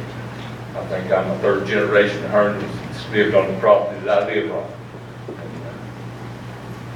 I'm proud to say I live in the mountains here in Russell County and hope to stay here, but I vote in Russell County also.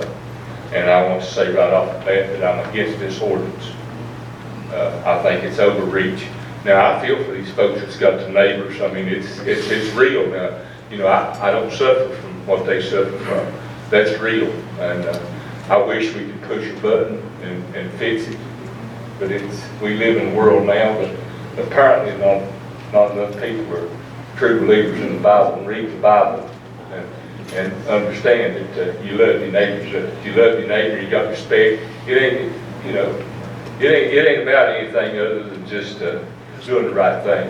And we've got wicked people. I know them, everybody here knows them. Some of them probably family members. But I want to say I'm against it. And when I first heard this, I thought that, you know, that don't sound too bad. When I first heard it and kind of looked at it, I thought, this don't sound bad. And then when I dug into it, and then I asked the question that red flagged me, I said, well, how many actual people has called in over the past year, has called in over noisy neighbors? And that's when I realized that there's a lot of overreach going on. Everybody says the wheel squeaks when it gets the oil.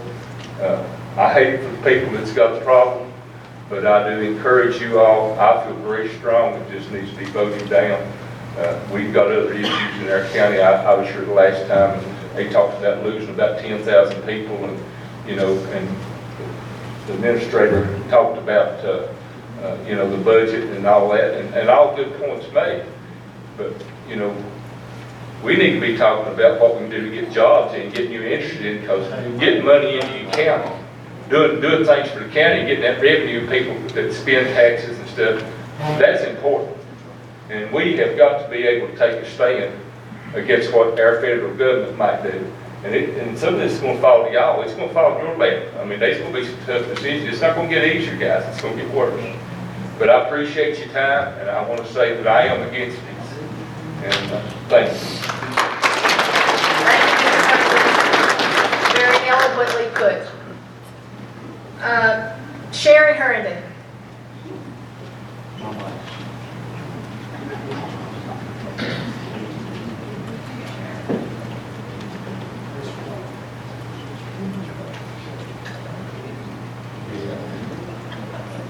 My name is Sharon Herndon, and I live in Swords Creek, and I'm definitely against this.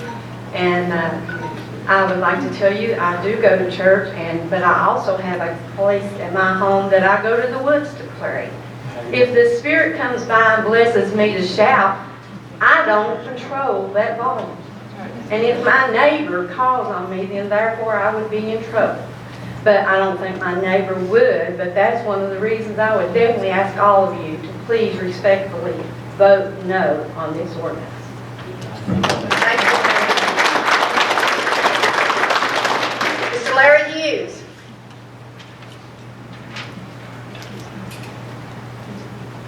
My name's Larry Hughes. I live in Latin, Virginia. I'm in Steve's district. As usual, I've never had my thoughts together, but I do want to thank the board for taking time for me to talk to you. I think you have good intentions. I think that's serving I want up front, I'm against this ordinance, and I'll tell you why.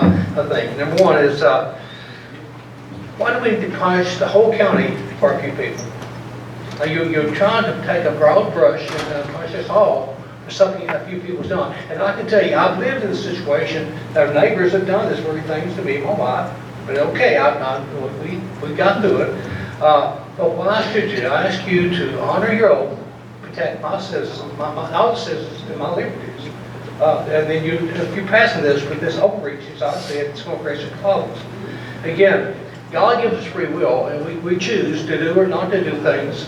And again, we can't change human nature. But maybe we do need some laws there. But why don't we exercise some of the existing laws we have? Again, if you go back down here and we talk about noise, someone's like, what is noise? One person's noise is another person's joy. How about a coon hunter at nighttime? He's hunting at nighttime at, 12 o'clock. I know the dog's not there, but to them, that's noise. It's not necessarily noise to me, or no noise, it's pleasure to them. For me, it may be a noise, but I don't complain of that. So we have to realize that things we may be doing is going to hurt a lot of people with good intentions, hurting people.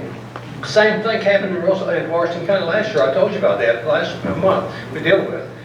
My question, and maybe our own council will help us with this, why isn't law 18.2-415, which is disorderly conduct, that's a state law, why is it not enforced?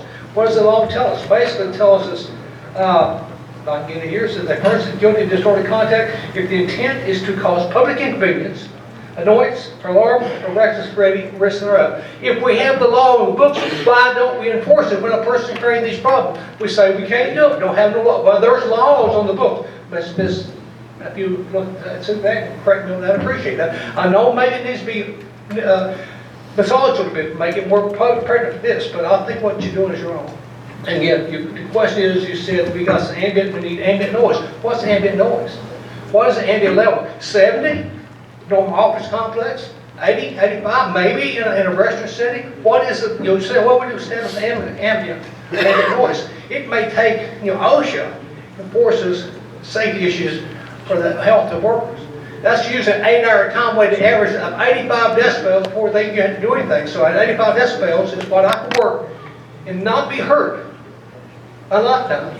But now you're telling me it's 10 degrees above ambient. Or 10 decibels above ambient. What is the ambient?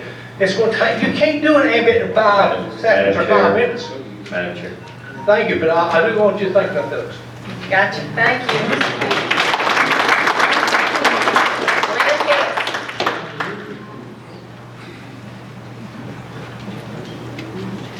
My name is Lynn Hess. I'm Swords Creek, Virginia, David Eaton's district. I'm pastor of Miller Creek Community Church. I also have a petition signed here. I have 28 members of my church that signed this petition that I represent here tonight that are all against this noise ordinance.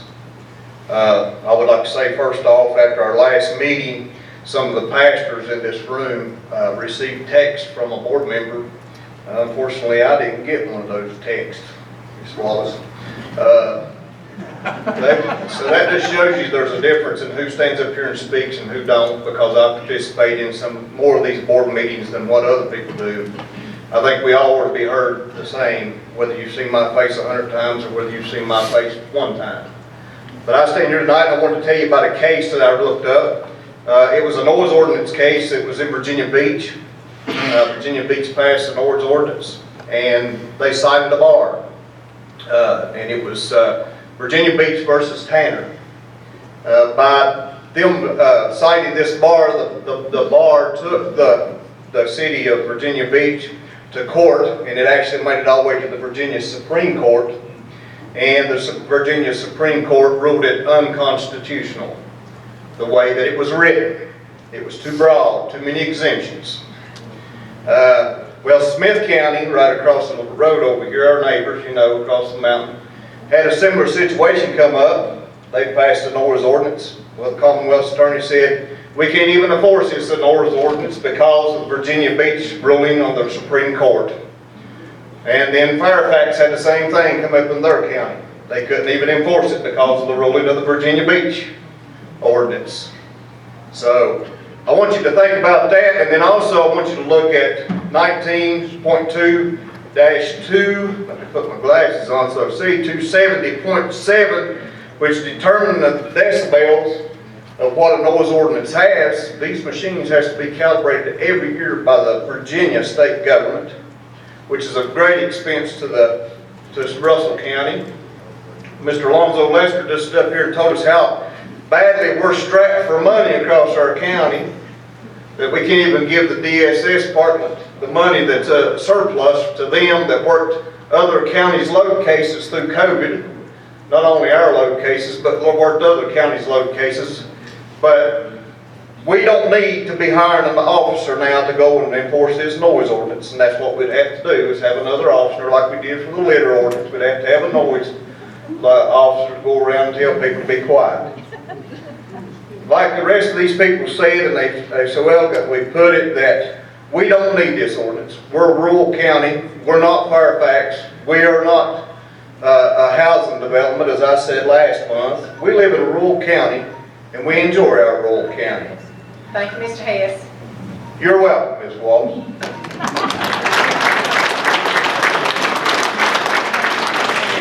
John Smith.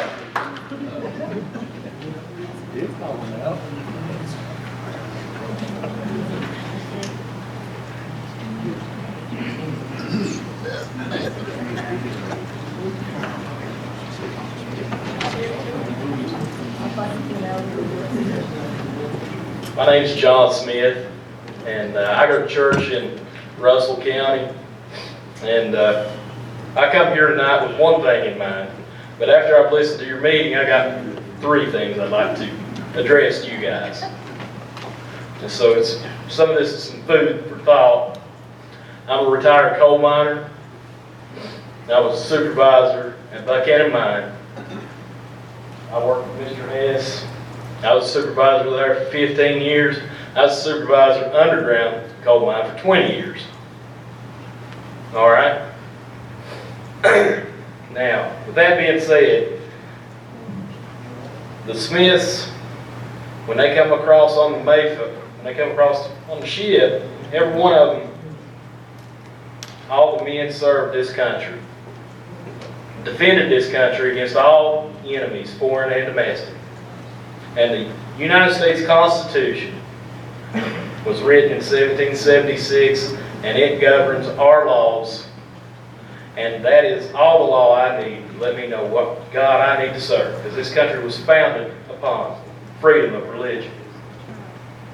They left England to come here because of religious persecution. These people are your ancestors. So you think about this noise ordinance before you pass it. Or if you vote on it, or if you vote it down. I've been praying you vote it down. But think about this. These people voted you in. You're sitting here talking about all this money. You know why you can't get nobody to work for the Department of Social Services? You don't pay them nothing. They ain't nobody wants to tell a kid, your mom and daddy don't love you. They love drugs more than they love you. It takes a special person to do that job for what you pay. You know why you can't get no police officers to enforce the law? You don't pay them nothing. I've got 3 college degrees, 2 bachelors of arts and 1 bachelor of science. I decided to be an underground coal miner because it paid more. When I went to school, I learned that when I made more money, I lived better. That's common sense. Now here's some food for thought for you guys, supervisors. Let me give you some good advice as a supervisor. If I bossed those men at Buchanan the way you have run this meeting tonight, we would have been able to flush the toilets in the bathhouse. Do your job. Uphold your oath. Be a supervisor. Make those hard choices. If you can't give the Department of Social Services that raise or that bonus, give them a pay raise so they can get people hired to do the job. You're finished. Oh, by the way, could you Ma'am, give us your if you want respect, Could you need to give respect. You don't demand it. Could you give us your address, please? My address is Pounding Mill. I live in Tazewell, but I come over here to speak for my constitutional rights. And I told you I will defend those rights Smith. We against appreciate all enemies, foreign and domestic. Travis Woods, you're up next. You need to remember, Thank I you, hope sir. you respect your husband the way you respect these people, because if you do, that thing there, bless his heart. He's a good fellow.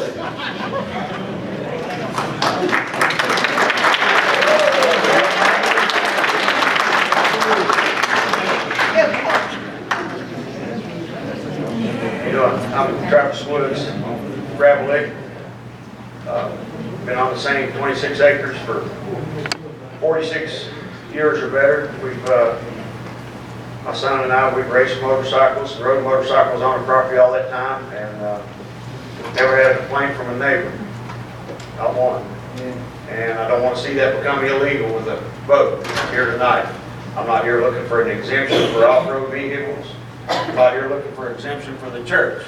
Praise the Lord. I'm here looking to tell y'all you need to vote this down. I'm against it. Thank you.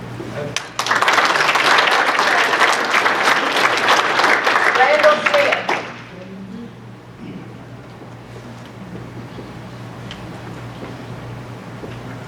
I'll go ahead and take save time. I'm Randall Smith. I'm traveling Lake Virginia. And appreciate the board here tonight. But I'm here against this ordinance and got a couple of reasons why. But first of all, before we do that, Mr. King and Mr. Osborne, I talked to the last meeting. I do encourage them to seek civil restitution. If they're being damaged, that's the way to go. Seek civil restitution for it. But stop to it. And I think I'll ask the county attorney to address this later, but I don't think they have to violate the law to be civilly liable. So anyway, let that be gone. But anyway, I do encourage that. But the one thing that I did notice in here that really bothers me is the complaints. And it says no person should be charged with violating this ordinance unless the complainant appears before a magistrate. Okay, but it also goes, however, when a police officer is present during the violation, he can go ahead and institute actions. And I'm all for our sheriff's department. I think they are a role model for any other counties. But we need the potential for abuse in just that one paragraph with one bad officer, one bad situation. It's just not right. It's just not right. And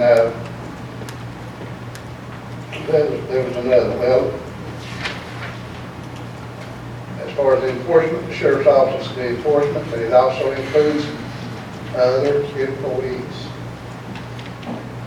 As far as the enforcement, that's scary. Any county employee could be designated to take care of this. If any ordinance, one thing I noticed missing in this, any ordinance of this type, whether it be a harassment ordinance or whatever, it should include notification first. Thank you, Mr. Smith. I apologize. Give 2 words. Notification first, then it should be some type of meeting between the 2 parties under the supervision of the sheriff's office or whatever. Then, if you have to cite someone, then let The attorney will address that for you later. Thank you.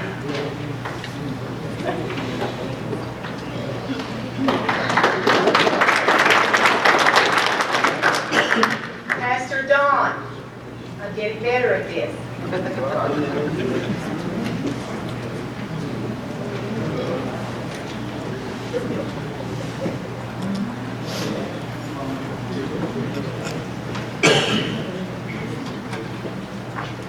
Madam Chair, thank you for hosting this meeting for us. You know, as I said last month, anything that has 19 exemptions in it needs to go. What we're hearing here is that the sheriffs can't do anything when they go to our complaint for Mr. King. But they can't.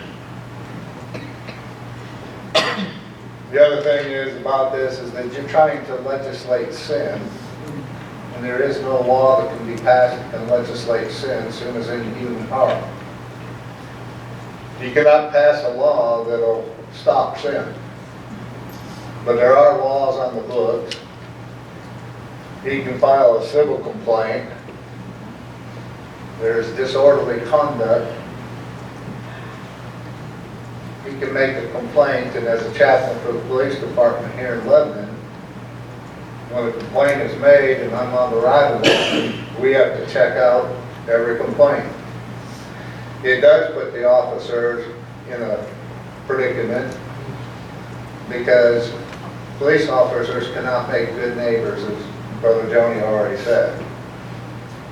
And I think everybody that's come here and spoke tonight is just letting you know that this is not something that this community needs or that this county needs, and I don't think anybody said it better than Sandy Hess did tonight, and I thank you for your time.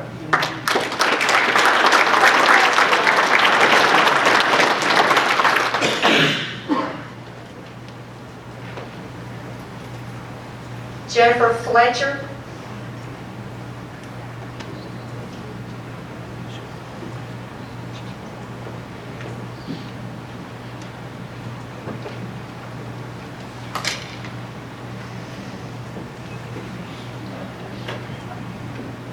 My name is Jennifer Fletcher. I live on Moxon, and thank you for letting me speak. I don't want to be here tonight. I should be home with my family, as should all of us. But I just want you to not vote this.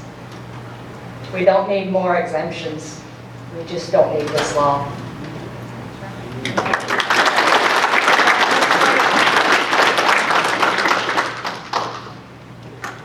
Nate Kaiser.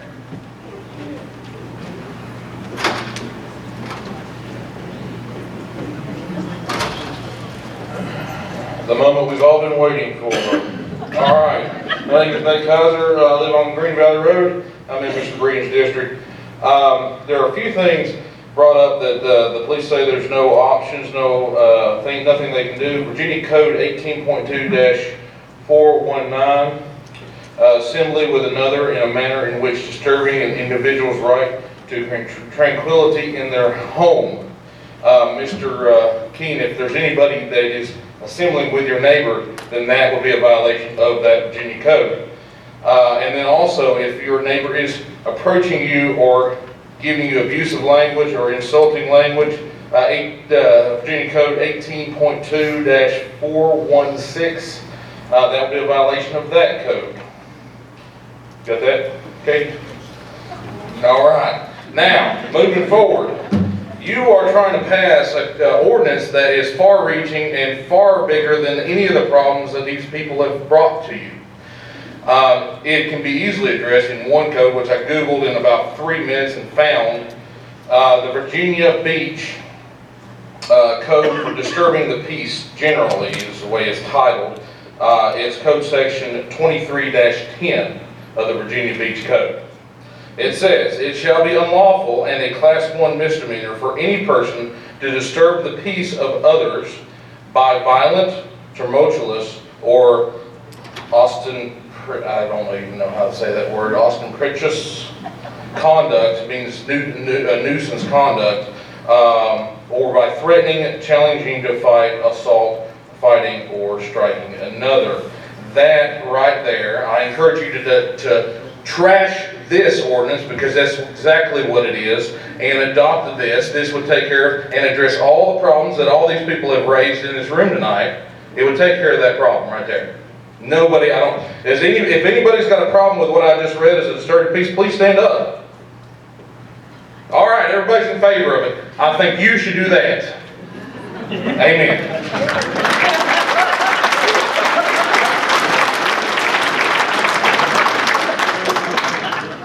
Wayne Hubbard.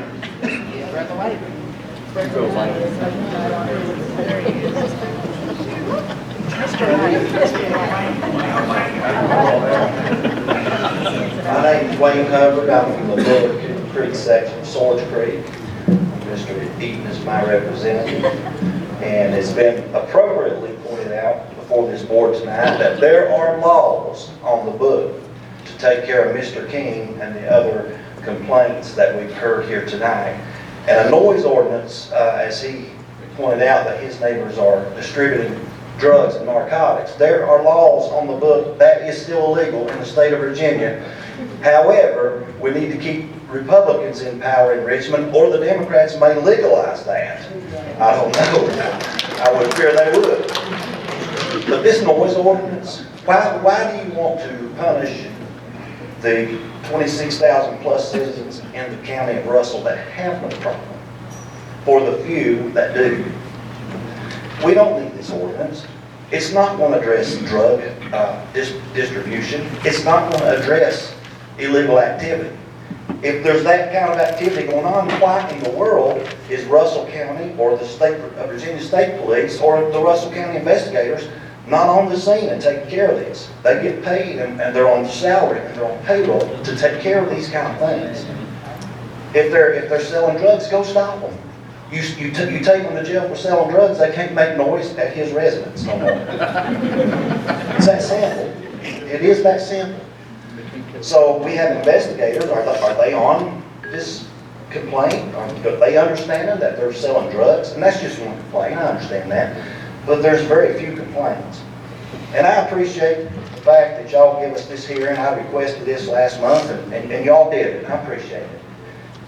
But as you can see, this is not popular in Russell County.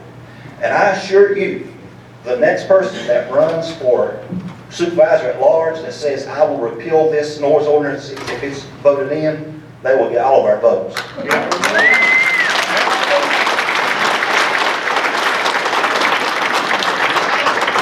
you, Mr. Hubbard. Next on our list is Cameron Shelton.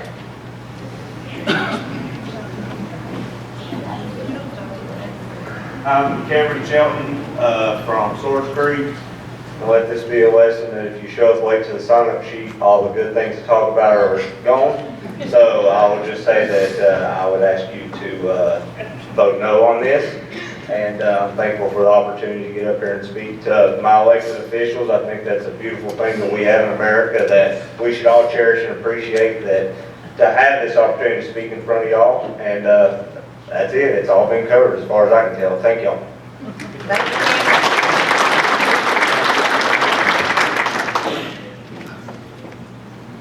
Judy Shelton?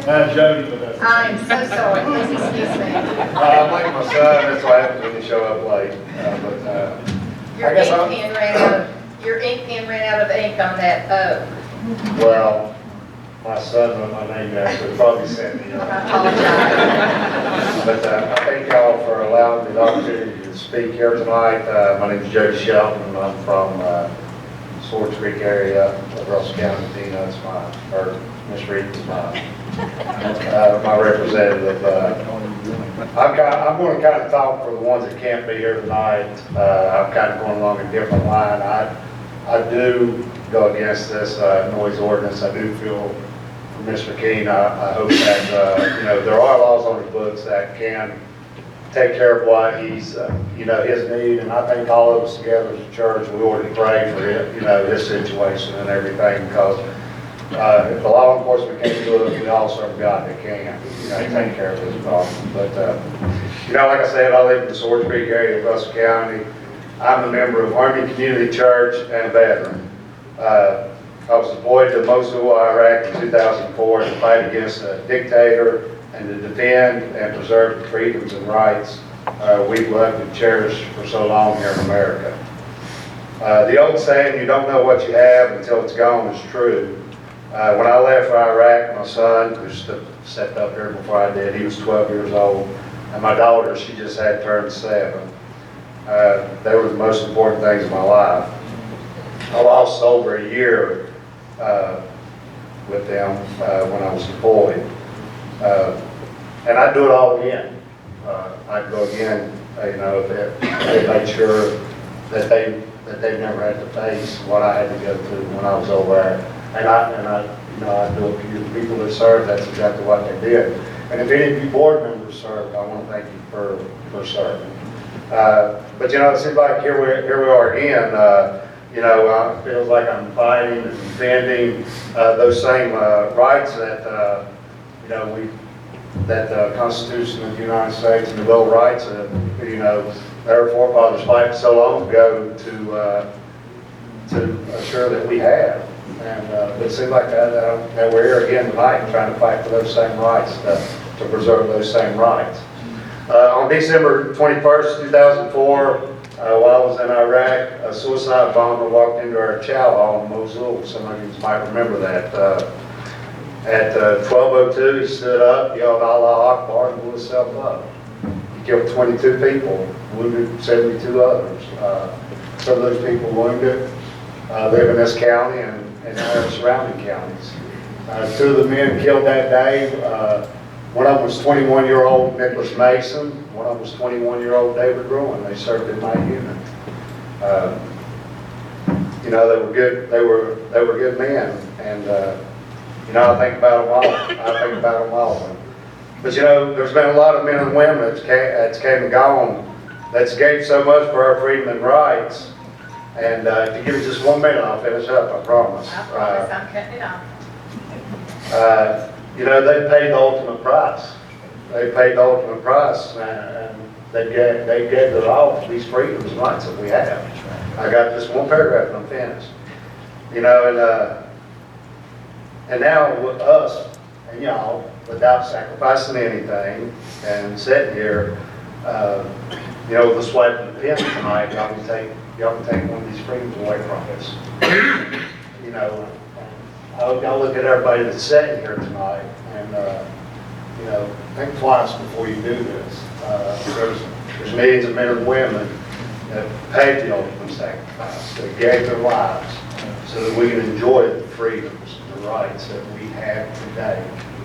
And, you know, they never got to grow up. Thank you, Mr. Shelton. They never got to salute have you. a family. Thank you, Mr. Shelton. Thank you for your service.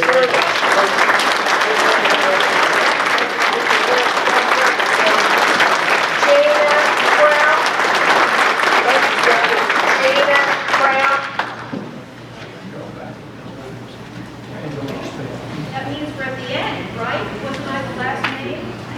I had to get my dog. Hi, everybody. Hi, I'm Gina Kraut, and I live in the town of Lebanon. And believe it or not, I am supporting this.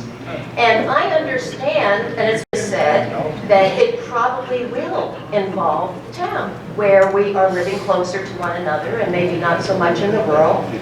And we may never use it. Okay. And it's my bad that I didn't read it, and I hear the words said it's very far-reaching, but and someone over there said that the case of the autistic girl is very real. Now, everybody's talking about rights. Rights. And I have a right, not that this is really happening for me, but to quiet enjoyment. So if we use the example of music, and yes, you have a right to listen to the music you choose. And when it crosses the property line to my property and is interfering with my family and my enjoyment, well, I also have a right. And my right is no less than that person's right. Isn't that right? Yes. Yeah, thank you. And you know, sometimes people will say, well, it's not your business. But the minute it comes across the property line and is in my backyard, you know, you've given it to me. It is my business now. Now, I'm going to tell you that I think we're getting a little extreme. I just don't see this thing being a big bomb. I see this thing being healthy for people who are having a problem and need a little help. Because handling this yourself can be contentious. And nobody wants ugly situations with neighbors. Nobody wants that. And so, oh, thank God, so many of you have wonderful neighbors. I do too, but some people don't. And I think it would be wonderful, even if it's a community committee or a council, to have some place to go for perspective, for standard, for mediation, for negotiation, and there be it. Over and out. Thank you, Ms. Brown. Now, that does bring us to the end of the comments for the noise ordinance. Please skip over my name. Stephen David. I would not skip over your name. You sure did. Now, I'll tell you what, I'm going to ask that anybody's name that I didn't call, if they would like to come up and speak, you are more than welcome to. Mr. Dameron, you have the floor.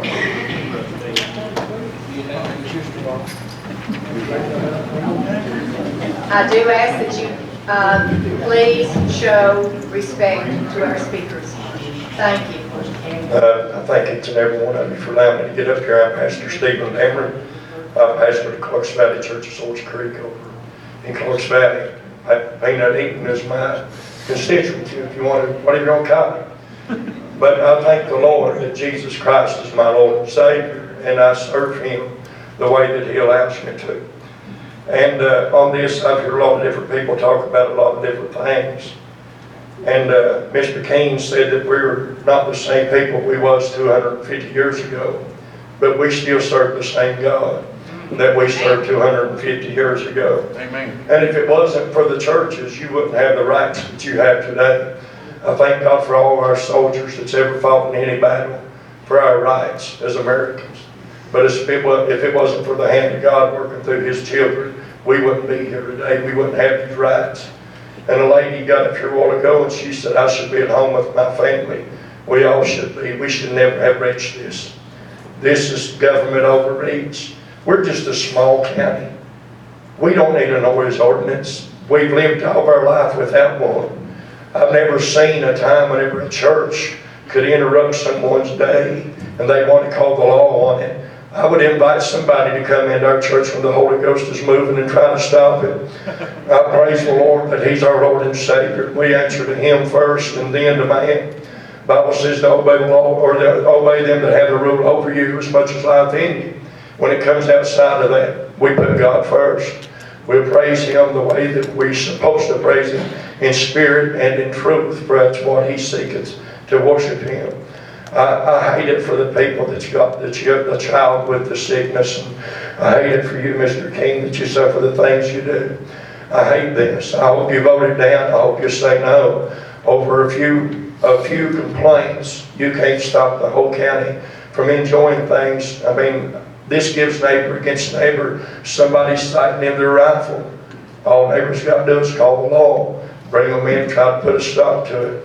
I don't want my house to be measured by decibels by somebody else. I pay for my land, I pay my taxes. I've got a right to do with my church and my house as I see fit in the eyes of God. I thank Him for the freedom that He gave me and the rights that He gave me. I believe that y'all all make the choice. Before you vote, I don't want, between you and God's your business. How many of you claim to be a Christian? How many of you claim to do the right thing? It's God first. Everybody that's sitting in these seats, God's before that seat. God's before your rights to vote against somebody else's. It's God first. People second. Thank you for your time.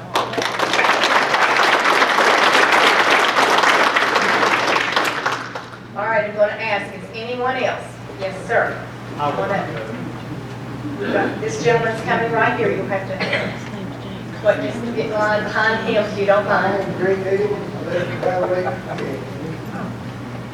And here, I just think it's a bad thing. They civil lawsuits to take care of all these problems. Now, we're going to throw on everybody. We're going to put it on everybody's back because of this, and it's an overreach. It's completely an overreach. We've got laws on the books for keeping your place clean. It ain't enforced.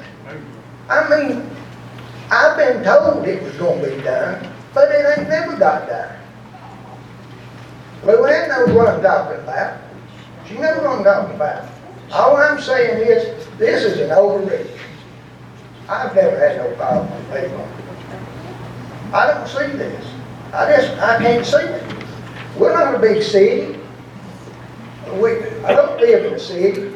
And here you're going to say I'm running my chainsaw. Neighbor don't like it. Well, they're going to call. They're going to come see me. That's crazy. Well, I'm going to mow my yard. That's my business. I am a taxpayer. I never owed nobody nothing and I didn't pay. But I'm telling you right now, this is the wrong approach to take. I'm telling you, y'all are going to be reelected if you get a change. But I'm telling you, this is not good. It's just not good for this county. It's not good at all. And I thank you. Who's your supervisor? Hi. Luann. Thank you, Mr. Eagle. Yeah.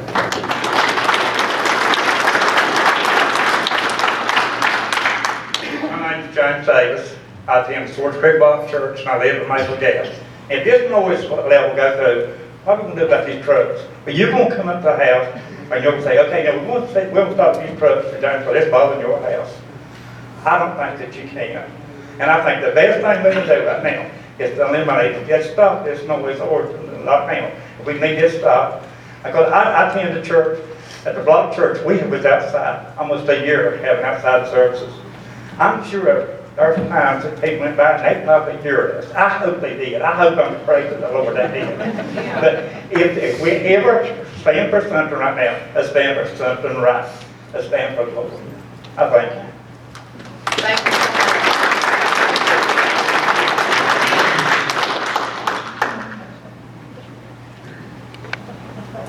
I'm Wanda Burke. I live here in the town of Lebanon. I'm coming to speak because I know my husband right now would be furious with me if I didn't. He is a Lebanon resident. This is where he has lived his life. We moved back here about 15, 16 years ago. He loves Lebanon. But I think probably most of you know who he is. He's going to hold everybody accountable. That's what he believes in. He will stand for what he believes in. And he told me before I came in here tonight to tell you all no, there's a point to stepping on all of us. A church, especially, should never be stepped on. And everybody that does is going to stand before the good Lord and take accountability for that. It's not just about the churches, it's about everything. And like they said, I agree, there are people here that have bad neighbors. I've had them. I don't now, but I have. But you have to deal with it. There's ways to deal with it without this. But I'm just going to say that for both of us, I will stand here and just say that we oppose this. Y'all are here because you were elected to be put in this place. Y'all can be unelected to be in this place. And I think this kind of shows it. Thank you.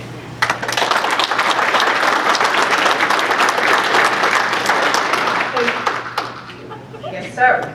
Sure can. Give me your name. I wasn't going to say nothing. I just come over here and they said I got out of order. So I'll down and start out. But what I got to say it over. Your name, please, sir. Chester Bob. I live on Akron. But what upset me, I don't know about you all, and I guess a lot of them pays a lot more taxes than I do. But I just had to come over here, paid $700 and some in taxes, most of them land taxes. And then I come up here, and they tell me when I came to make mold and weed eat and stuff like that.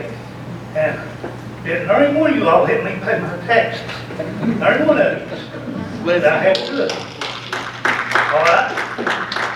In 6 months, I'll be coming back paying them again. Now, where do you all get your money from? Does it come from taxes? Is that where it comes from? Is that where your money comes from? Tax people. Look back through here. How much tax money is back through there? You pay stuff like this, and let these people start moving out of here. And that's going to hurt everything. But I think it's sad when you come over here and you pay your taxes, and then you walk in here and they say you can't mow weed even a certain time. I think that's pretty pitiful. And again, the churches needs to be left alone. That's between them and God. That ain't up to me and you. But I just want to say that it's bad when you pay your taxes, come over here and they say you can't do this, you can't do that. Nobody has to pay them. But that's what I had to say. Thank you, Mr. Ball.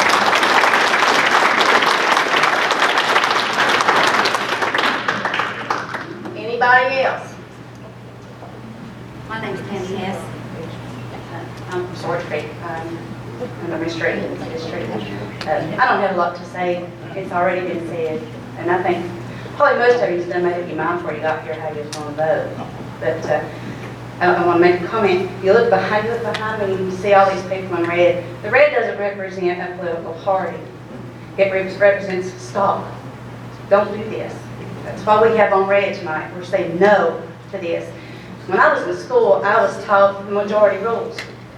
You've had two meetings to talk about this issue, and both times the majority has said no to this. The majority is saying no. Listen to the majority. That's all of us.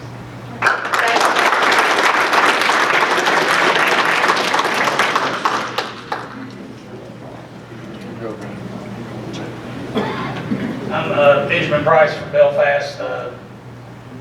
Rebecca Dye is my supervisor, and I think we had spoke on the phone, you remember? And I just wanted to point out that, you remember what you told me? Yes, sir. You said you were going to vote the way that what your people says, and I just wanted to make sure that was here. And I'm completely against it. I know she was wearing red, I'm not wearing gray, I'm not wearing red, but I'm against it. So please, I encourage everybody to vote no. Thanks, sir.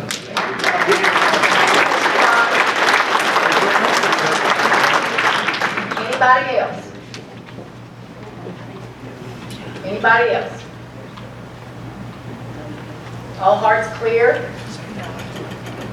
Then I'm going to close the public hearing for the noise ordinance of Russell County. All right, moving along is the approval of minutes. I need a motion to approve the minutes from the last board meeting of March. Do I hear an approval? So make that motion. Okay, I'm having a hard time hearing down here, so Mr. Breeding gave me a motion. I'll take a second from you, Mr. Christian. Okay, thank you. All in favor? Any opposed? Motion carries. All right, next thing we're working on is the approval of expenditures for payment. I need a motion for that. I'm going to pay the bills. So moved. All right, thank you, Mr. Eaton. I need a second. Got a second. All in favor? Any opposed? Motion carries. Okay, now we come to the citizens' comment period, and I apologize to those who came, and we're still working on this. So, Ms. Couch, are you still in the room? I'm sorry, come on up.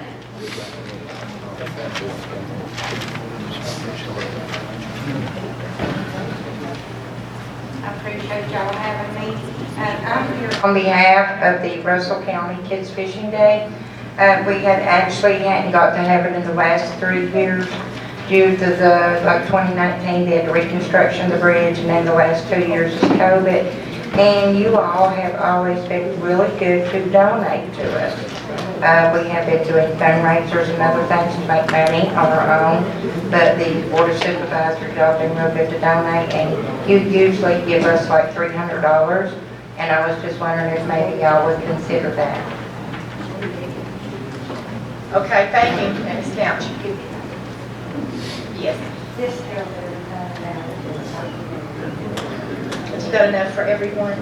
All right, thank you so much. Thank you. Mr. Lester, is that in the budget? Yeah, we do it every year, so traditionally, we'll use that word again. Yes, sir. I will remind the board that Mr. Ray, who represents a lot of things and is very much in tune with the Kids Fishing Day and very supportive of it, is not here. So, Mr. Breeden, I'm going to lean on you.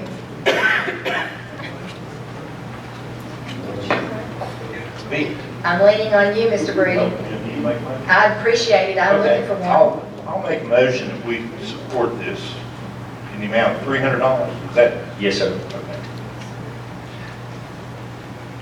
And not to speak for Mr. Ray, but he's going to donate too, so that'll give us more for the kids an opportunity. He pulled some out of his discretionary funds. Okay, so I have a motion from Mr. Breeden. Do I hear a second? I'll second. Got a second from Mr. Eaton. All in favor? Any opposed? Motion carries.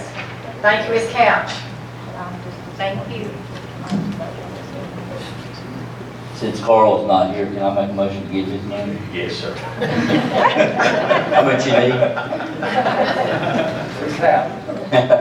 All right, moving on. Do we have any constitutional officers here for their reports?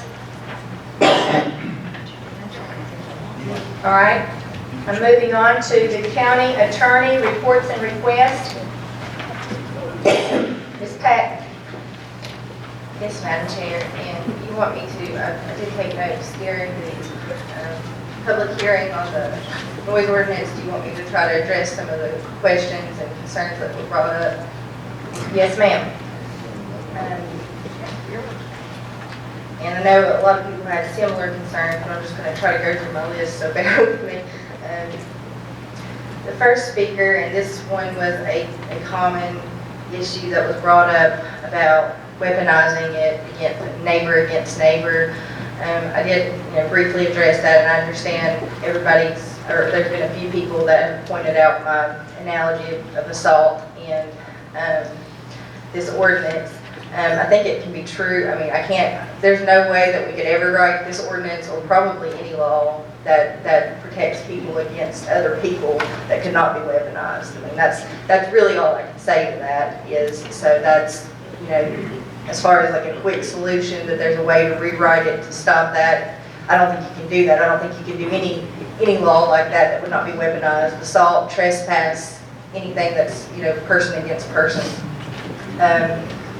And if somebody has a way, I'm definitely all ears. I'm definitely always willing to learn, but I don't think that issue can just go away. Another concern was that it would violate the First Amendment rights, because I think there's been a lot of discussion about amplification and sound.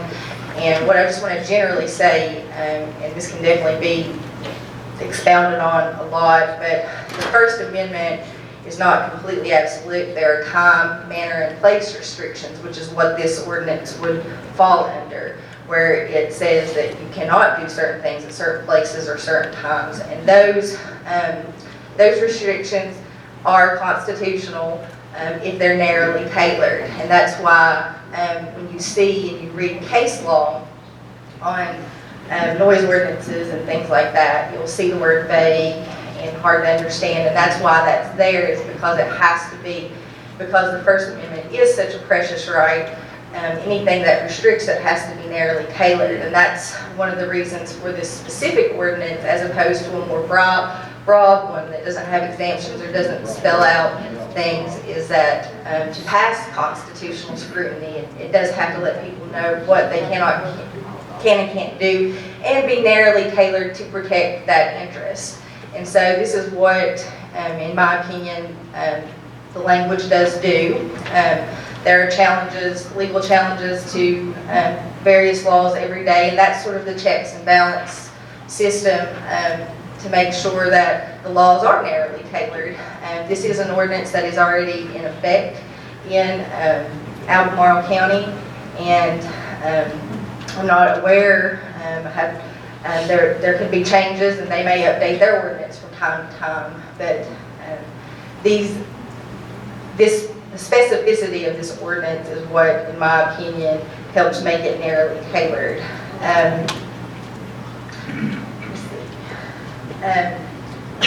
Get down to the exemptions, because I know there was some questions that had to do with those as well.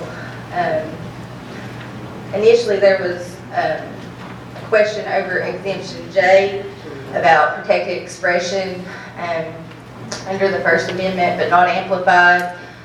It seemed like there was a little bit of confusion that because that exemption's there, that would also apply to the religious, and that could not, the religious services, which meant they could not be amplified. But the way that specific language works in an ordinance is the specific language overrides the more general language. So the exemption under L, under all county religious services, religious events, or religious activities, including but not limited to musical equipment, singing, bells, chimes, and organs, which are part of such service, event, activity, or expression. That means in any form, and it means it's exempt, and the decibel level doesn't apply, the amplification doesn't apply. The amplification would be for other protected speech in certain situations. So nothing else in the ordinance would somehow diminish from that religious exemption.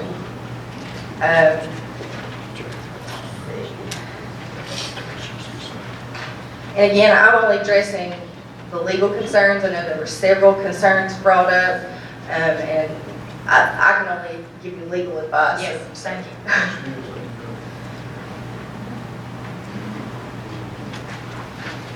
I ask you a question now, Ms. Stevens. I'm sorry. Show me in the United States Constitution. I'm sorry, Mr. Smith? The First Amendment is. Mr. Smith? That's written in the First Amendment?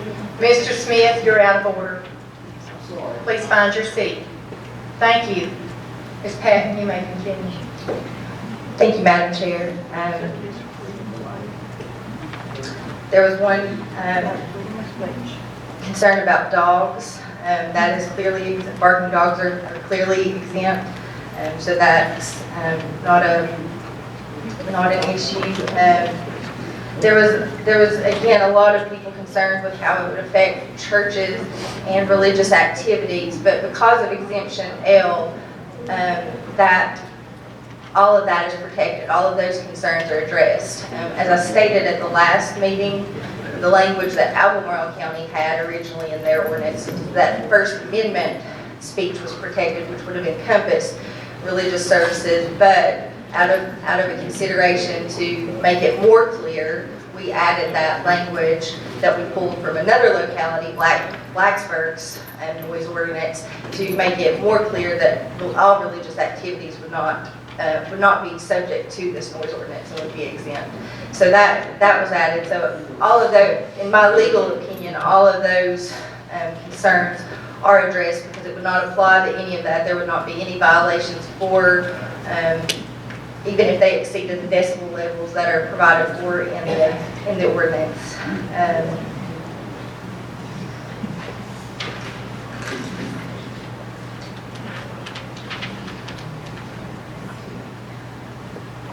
Another concern was that, I guess while there might be some comfort that there are exemptions, that they could be easily removed, but that is not correct. If the board does adopt this ordinance, if it ever decided to amend any part of the ordinance pursuant to Virginia Code 15.2, 1427, it would have to be, the proposed amendments would have to be advertised in the newspaper for 2 successive weeks before it could be considered by this board. So it's not something that the board could just decide one day, well, we're going to pass a motion to amend this. It would have, public notice would have to be given.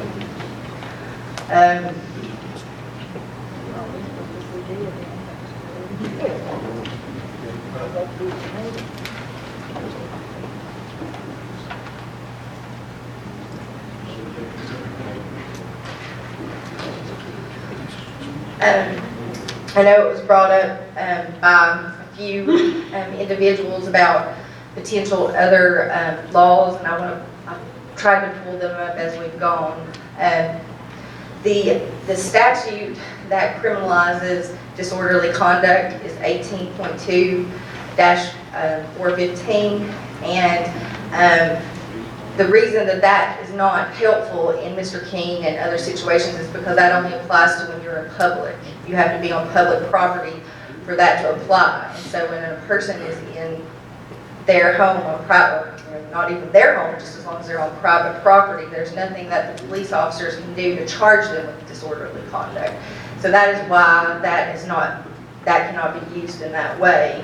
Another code section I think that was brought up was 18.2-419, and I've looked that up. I was not familiar with that code section. Its title is picketing or disrupting tranquility of home, and it says any person who shall engage in picketing before or about the residence or dwelling, or shall assemble with another person or persons in a manner which disrupts an individual's right to tranquility in his home shall be guilty of a Class 3 misdemeanor each day on which a violation of this section occurs shall constitute a separate offense.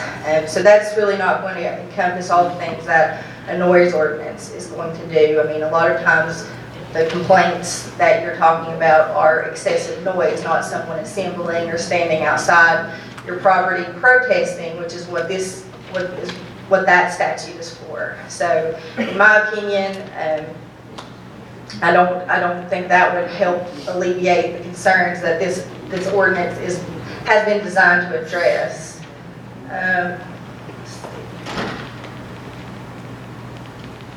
apologize, let me go back. The other code section that was brought up was 18.2-416, and that's punishment for using abusive language to another. Again, it's kind of, we call that a curse and abuse statute, and again, that's going to only encompass someone using foul language. It's not going to encompass excessive noise and disturbances like that. So again, I don't feel that that's going to be a solution to the problem that was put forth. Another, and I've just briefly read it. I tried to, if people brought up code sections or case law, I did try to look up Tanner v. Virginia. That was a challenge to Virginia, I'm getting it wrong. Virginia Beach, City of Virginia Beach.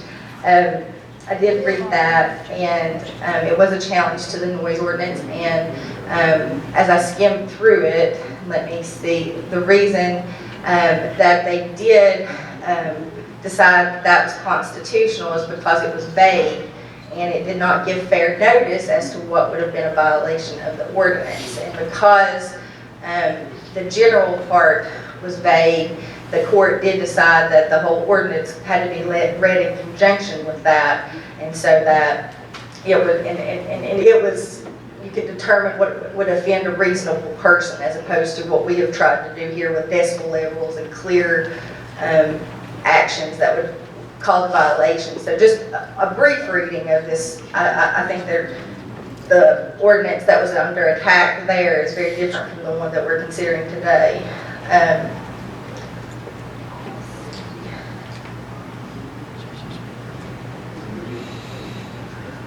Was that the 23-10 that Mr. Kaiser addressed? No, I'm not familiar with that ordinance, and I think that was a separate ordinance from what I understood. I don't even know if that was a noise ordinance, but it was Virginia Beach, but I don't know that it was their noise ordinance. It was just strictly theirs, right? Yeah, my understanding from what he said, it wasn't law, it was the ordinance that they enacted. And I did write it down, but I have not had a chance to read that. The case I was citing, I think Mr. Hess had brought up, the Tanner v. City of Virginia Beach.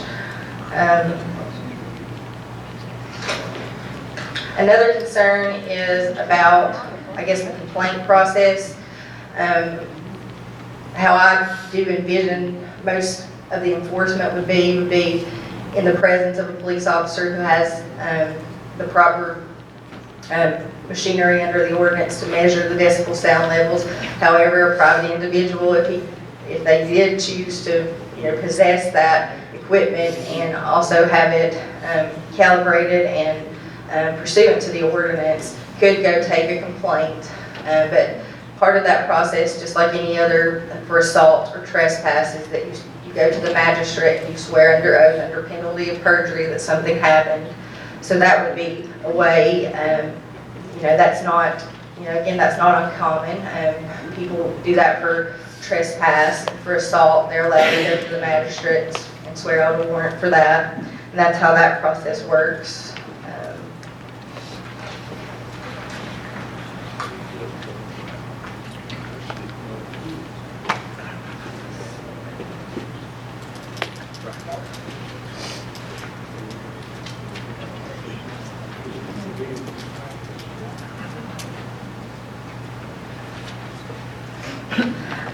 I think that covers most of the legal questions that were brought up during citizens' comment, but I'm happy to try to answer any questions the board would have that I may have missed. Madam Chair, I don't want to be out of order, but there was a question that she did not address at the legal, and I really am concerned about that. That was the very first question, where this exemption L, I think it is, refers to county religious services, and that was not answered at all. If you could please The answer county, that, I'd appreciate that where it was greatly. addressed that it was strictly just a county religious service, could you interpret how that statement?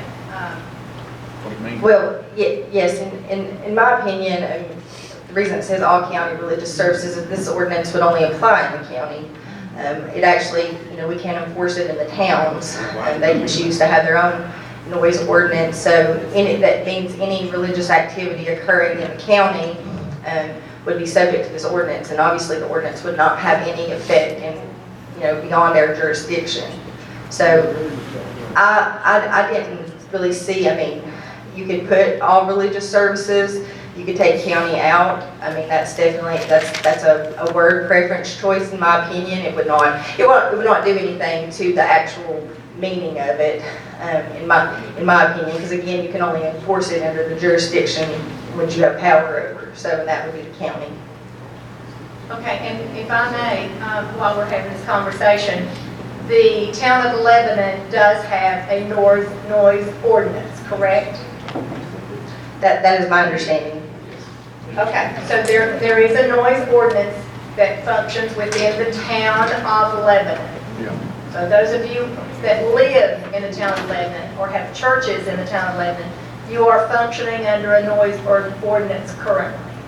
Is there anything else that you need to tell us from that as far as legal? Again, I'm happy to answer any questions, especially if the board members think I missed one. I tried to take good notes and tried to cover everything. Again, a lot of the concerns are similar, and as far as from a legal standpoint, but the way that the ordinance is written, there would be no violations for any religious activity. That's all covered. There's no. It says all county religious services. Okay, so any board members have any questions of our county attorney while we're here? All hearts clear on that one? Okay, then we're going to just go ahead and move on because we need to take under consideration the notes that we've been given and the names. I do ask you to bring, Mr. Smith, I will recognize you, but no, we don't normally do this. Thank you. I did ask a question about legality. Him seeking, any damaged party seeking civil damages for the damages. She will address that. Would you address that, please? Mr. Smith asked about seeking civil damages concerning, there's some law that you're referring to, I'm assuming. There is some nuisance civil law. I'm not really prepared to speak on all of the nuances of that, although I will say generally when you undertake civil litigation, the concern that would be there would be the cost to the individual, and also the issue, when you go to civil court, the issue would be damages and collecting monetary damages for the money that you, or for your I guess pain and suffering. It's not exactly how I want to say it, but collecting money for that. So you could have individuals that you could get a judgment against and they would never pay it. So there's concerns for that. Injunctions are possible to get. They're hard to do in that situation. So I won't say there are civil remedies, but they're not.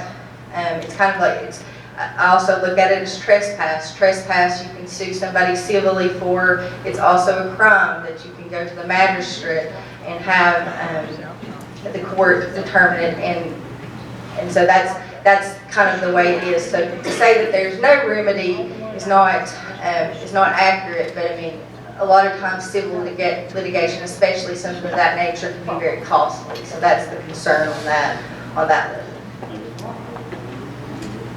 Okay, thank you. Board members, anybody else? We're good. Okay.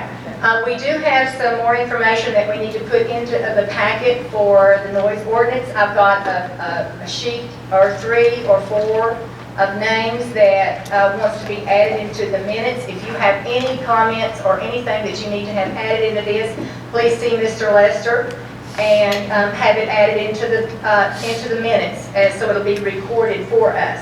And I'm just going to move on to the PSA resolution. Madam Chair, there's a resolution that the board has before it. When we consolidated the 2 PSAs Russell County PSA and Castlewood Water and Sewage Authority. Part of that was that the board, the Russell County Board of Supervisors would set any compensation to be received by the board members. That's something that we have not done. The Russell County PSA recently voted to limit their payment for their services to $200 per month. And so the resolution that you have before you is just basically to confirm that if that's what the board is comfortable with, because technically it requires your approval. I think they've been operating like this for the last couple of months, that that's the most that any board member can be compensated for their services, as opposed to $200 per meeting, which I think they were doing before. So this would just be a resolution adopting what that board has already adopted. Okay, so do I hear a motion to adopt this resolution on behalf of the request of the PSA?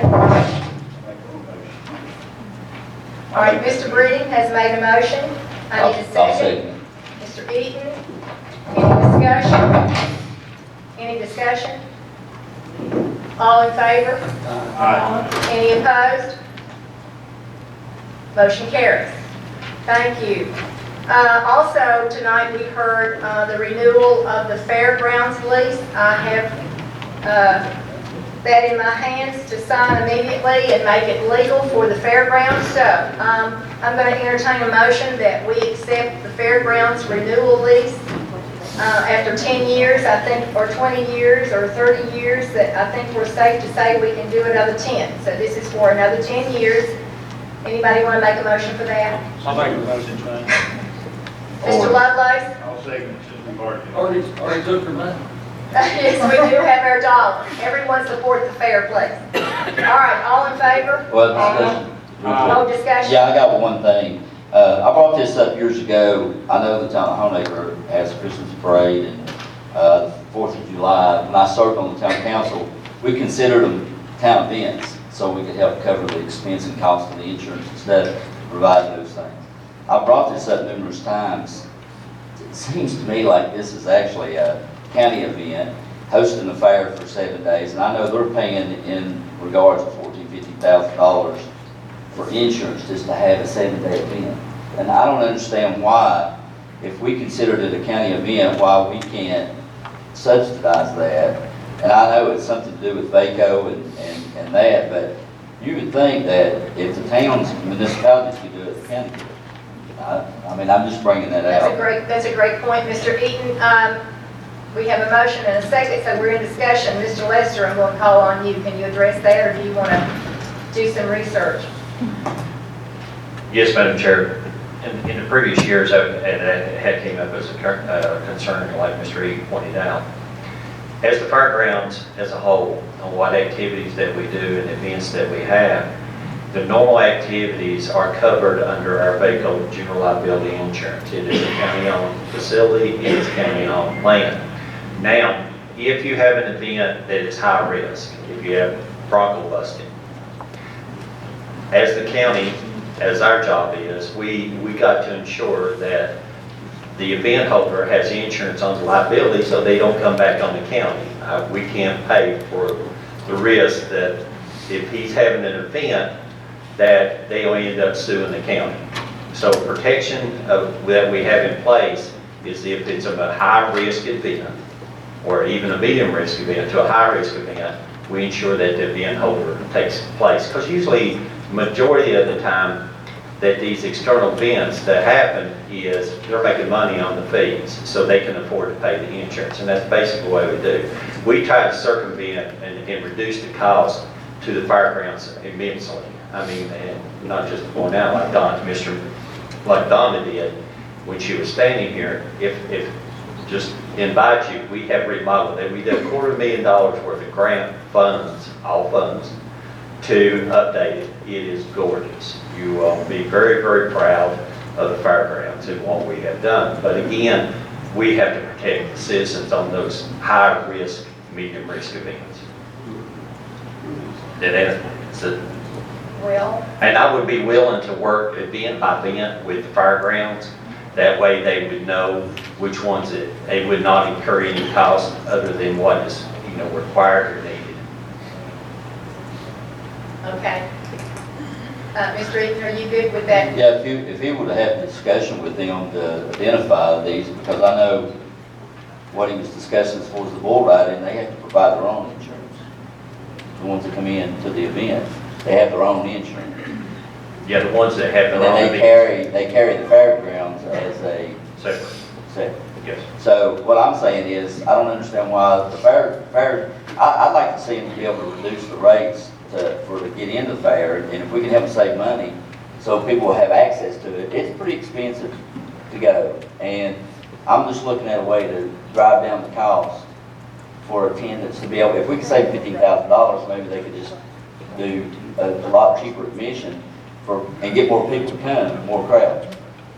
That's just what kind of I'm looking at, but if you'll discuss that with them and see how we can work together to cut some of that cost, I think it would help. Absolutely, I'll be glad to. Okay, we have a motion and a second to give them a renewal lease. All in favor? Any opposed? Motion carries. Ms. Patton, operational medical director contract. Yes, Madam Chair. This is a contract that we previously had with Dr. Rexroad, and when he retired, we needed to fill this spot.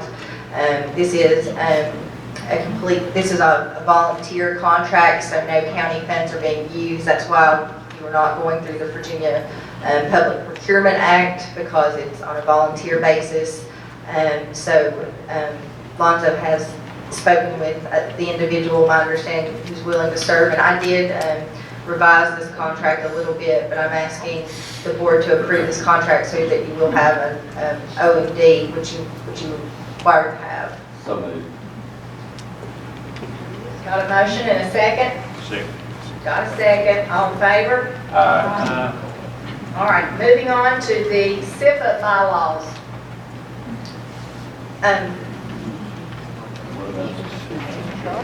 Oh, gosh, again, I'm on the wrong one again. Madam Chair, this has to do with the property that the Board of Supervisors previously purchased for the animal shelter property.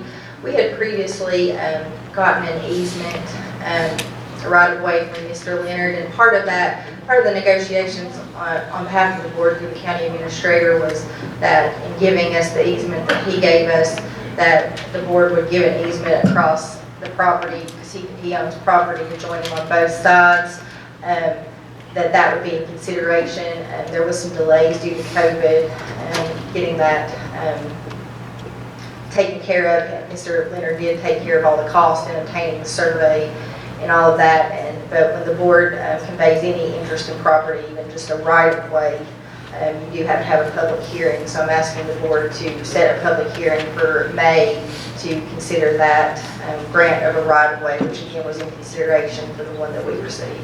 I'll make a motion to have a public hearing in regards to these. I have a motion. I need a second. Second. Have a second. All in favor? Aye. And I'm sorry, any discussion on this? I think we discussed this a couple of years ago. All right, moving forward, SIPA bylaws. Yes, Madam Chair. SIPA is the Cumberland Industrial Facilities Authority, which Russell County is a member of. It's basically a regional IDA.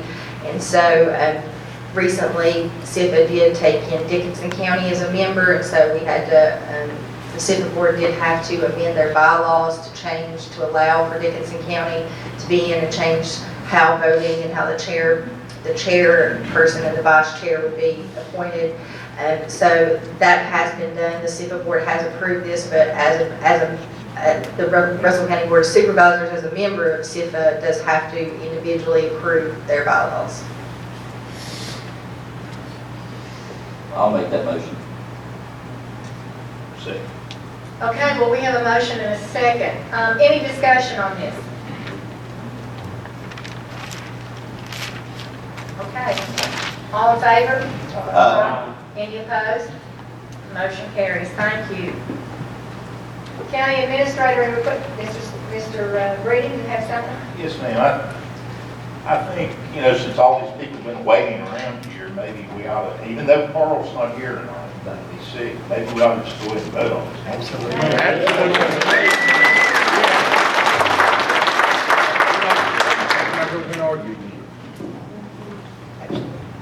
So are you ready to put a motion on the table? Motion. I'm gonna make a motion that we table indefinitely this no noise. Yes. Do away with it. Yes. And that's based on what I've heard. Our whole function in having these public hearings, because we don't know what you guys want until you come out and tell us. Yeah. You know? And again, it's not you against us. We're trying to do our job and represent our districts. You know? So I've tallied up the comments, the for and against in my district, and I'm good to Well, I'll say second it. that I just want to trash this ordinance and do away with it. Okay, I second. okay, we have a motion and a second. So, I will say, if we're in discussion, and I did talk to Carl earlier, and I said that I know he's sick, so just full disclosure here, that he's not representing his district, so I have no idea where all that stands. And if you guys want to push it forward and go with the motion, we'll run this thing, see where it goes. So I have a motion and a second. Any more discussion? I want to do a roll call vote. All right, Forrest. What are we voting on? On a noise ordinance or no noise ordinance? Up or down? I make a motion to trash the noise ordinance, to do away with it. Complete. And I second. So a yay vote means you're in favor of doing away with it. What? Rebecca. I've got to abstain just because I want Carl to be here. I mean, I know what I would say, but I'm going to be fair to him. David, I've already seconded it. your vote, please. I'm against it. I'll vote yes, I want to trash it. Okay, so David's a yes, you're a yes, Forrest is a abstention, Rebecca's an abstention, Tim, I'm a yes. and I'm a yes. This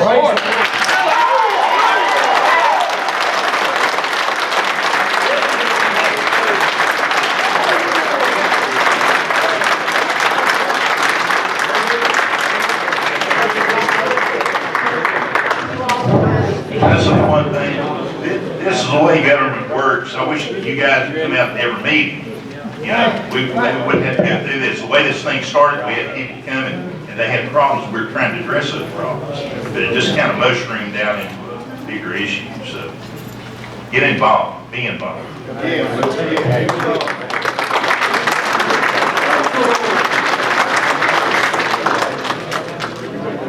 West, that's the Russell County Litter Officer. Yes, ma'am. First, I'd like to introduce the new county litter officer. Now, he got comments on him and no one knew who he was. Welcome aboard. Don't let him resign. James, if you don't mind, introduce yourself and a little bit about who you are and what we're doing. Madam Chair, Board, my name is James Brooks. I'm a native of Russell County. I grew up in the big town of Dane, and then later on moved to Castlewood. I'm a U.S. Army veteran. Spent 20 years as a Virginia State Game Warden. Just retired last year, and one of the reasons why I'm taking this job is to help take care of my butler. Pray for me. My vision, I guess, for the job is to help people clean up what they need to clean up. I'm a conservationist at heart with my job. I have a degree in criminal justice, an associate degree in wildlife law management, and I've been married for 30 years today. And I'm here with you. I'm here with you instead of my wife on my 30th anniversary. We are. Yeah, but I took her out this past weekend, so we celebrated. So far, I have had probably 20 calls of homes that are in violation of code, and one business, the business was unfounded. It cleaned up before it got there. I'm currently working with several residents to assist finding ways to help clean up by getting them transportation or finding neighbors that can help them. So the way I see it, it's a community effort. You want to beautify your neighborhood because of what can come in because of that. If you have a trashy neighborhood or a trashy county, then businesses don't want to come in, tourists don't want to come in. So that's the way I can help the county and do the job. I'm open to help or advice. This is something new for me. I did do some litter work with, as a game warden in the counties I work. Russell County was in my district. I did a lot of work here. I did a lot of work with cameras, and I'm still waiting to get those. We're working on it.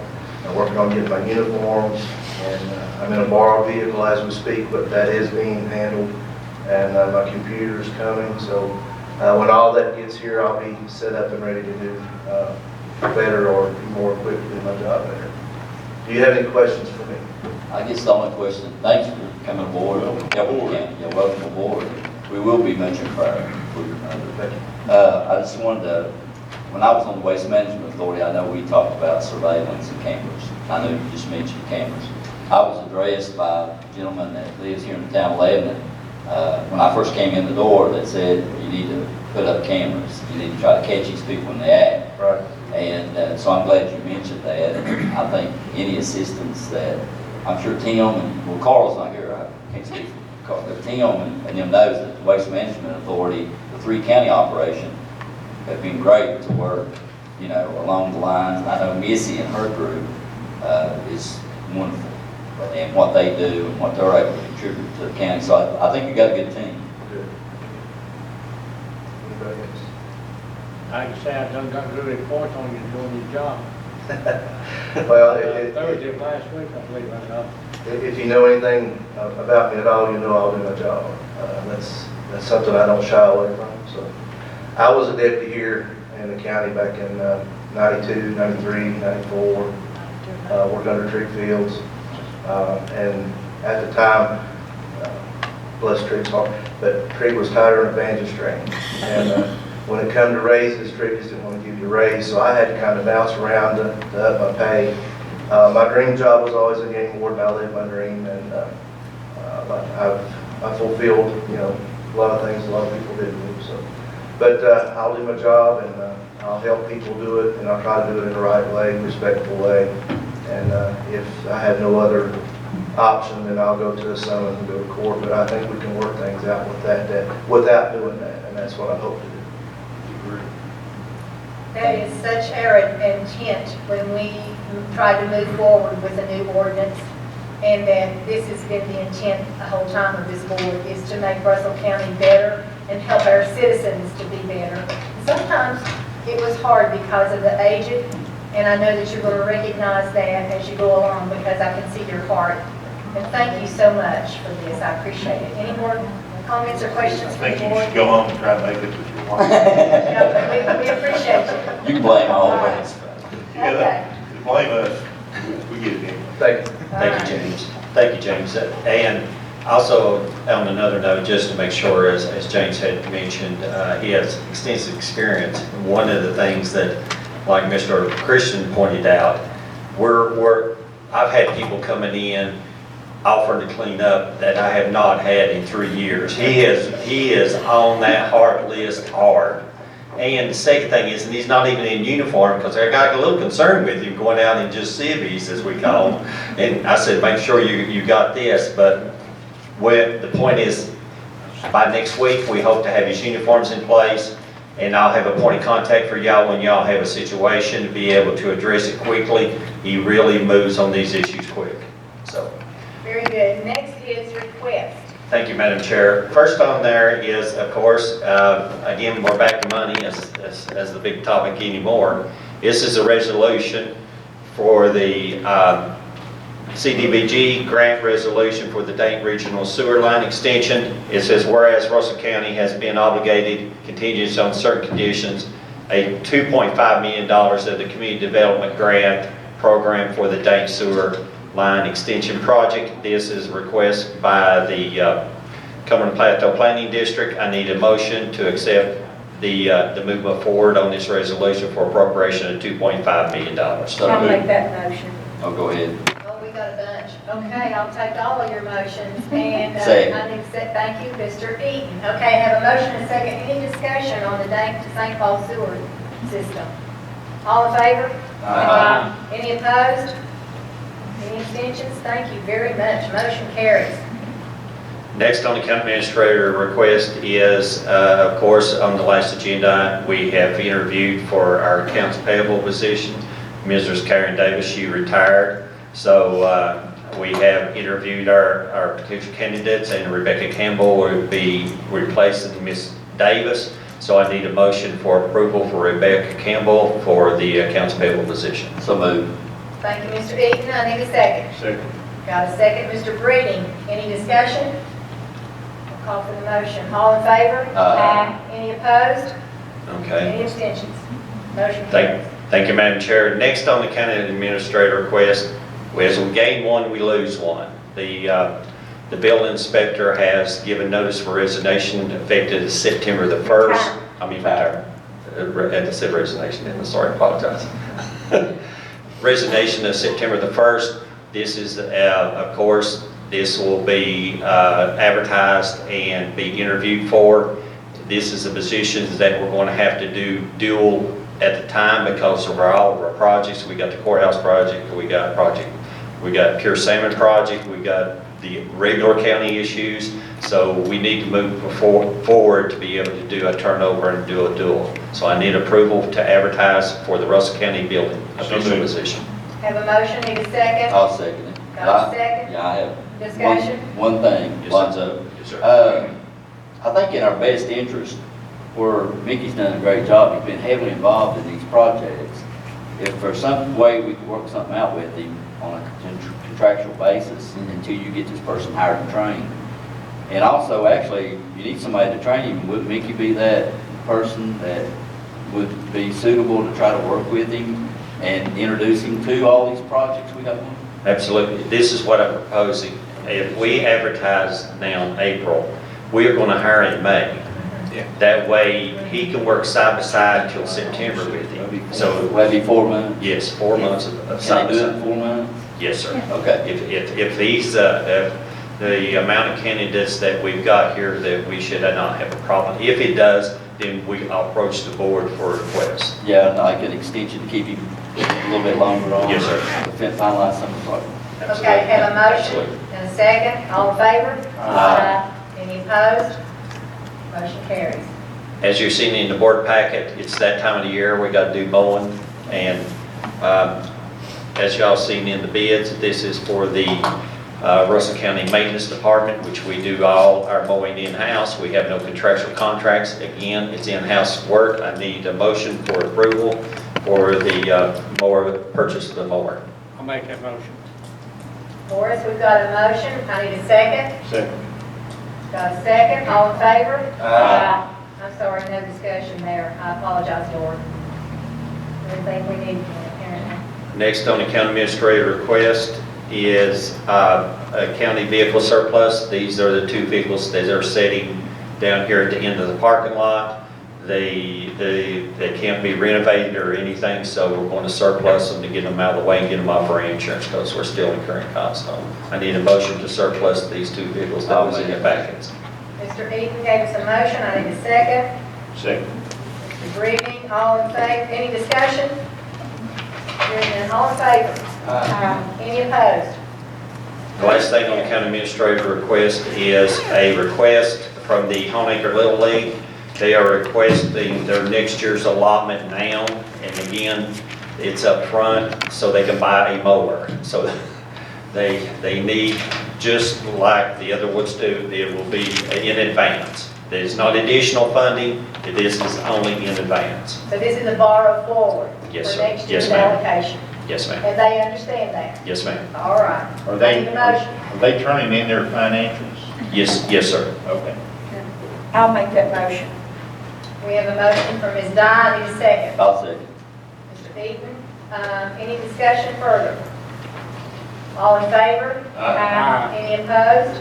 Motion carries. Thank you. Madam Chair, that concludes county administrator reports and requests. Anything, we haven't gone through our board thing, so I'm going to go down the line and see if we have any concerns from our board members. So I'll begin with you, Mr. Christian. Do you want to say anything tonight? You got any concerns, any needs? What do you need? I guess not. Okay. Ms. Dye? I don't think so. Mr. Eaton? Yes, ma'am, I got a couple of things. Are we going to take any action on the Department of Social Services situation this evening? I mean, I know that was discussed, but,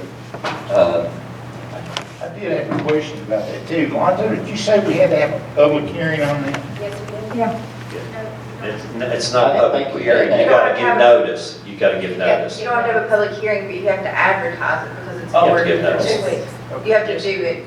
So the soonest, the soonest you could get it in the Lebanon paper would be next Wednesday. Lonzo would have to get it to them by Monday if that was going to be, then it would have to be advertised 2 weeks before any board can take any action. well, I want to make a motion that we accept this, pending that it goes back to their board for review and allocation approval and the amount. I'd rather for their board to set the allocation of the amounts for the employee, not us. Is that legal to do that? I mean, for their board to make that appropriation? I would like to look at the Smith County one. I would want, if this is something that you're going to do, just thinking about how it would affect you, I think you would want it to be very specific and narrowly tailored to this situation and not a general application statute. So I don't, as far as the amount to be given to each employee, I mean, I think that could be determined by them perhaps, but I don't know if you would want to set the overall amount that. No, that's what I'm saying.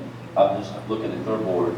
I think their board does need to make the allocation. I think the board does too. Yeah, they would be the one to do it, but I mean, you would want, I guess probably what you would want to do if you took this up would to limit it to this one-time situation due to, you know, I guess say that due to the inability to fill vacant positions, that this funding that's already in place may by this ordinance, may be used for a bonus and then let them take care of the specifics. Whatever you said there, I'll make it nice. Before you do, let me chime in. I think it needs some. Yes, Steve, my auditors will require from the Department of Social Services Board. They will look at it as a request, and you cannot leave it, again, we go into these open-ended things. They need to be definitive in what their request is to the Board of Supervisors to ensure that y'all are appropriating the right amount of money. You cannot leave it open-ended. Okay, so Mr. Eaton, you want to retailer your motion to, or you want to leave it? No, I mean, I just want to make sure I get it right. I want to be able to support the employees in the best possible way. I guess probably the best thing to do is just to, if you want to make a motion to direct me to draft an ordinance, and I'll look at what Smith County did and work with what Lonzo needs. I'll do that. And that way you don't have to put specifics into your motion. Yeah, that'd be my motion. I'll second that. Okay, we have a motion and a second for the county attorney. Before we do, there's two components here. You have the ordinance that must be approved and the request that must come from the local DSS board. Those are two components that the state will look at and also the auditors will look at. You're going to take care of that, right, legally? I mean, you're going to look at that, all these.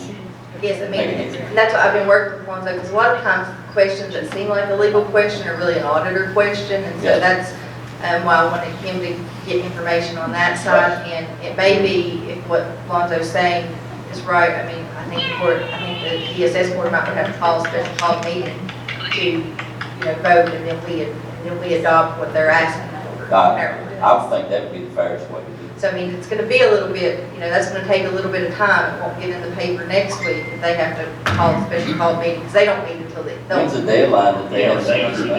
May 30th. May 31st. Do we have enough time to do all that? May 31st. Yeah, I mean, especially if that's something that they want to do is call a special call meeting, because my understanding is they usually meet the fourth Tuesday of the month. So if they want to get, because we would have to advertise it after we receive that for 2 weeks. Well, So could that be part of my motion that I'm requesting them to have a special call meeting and regard to this act? You can. I can't do that.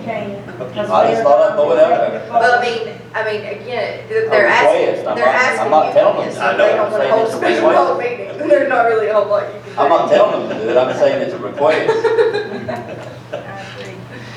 The way I would look at it is, again, this was a request that was made to you all by them, so I mean, it would be, you know, that you all are directing the county attorney to prepare an ordinance subject to them, subject to the DSS board voting, passing a request for the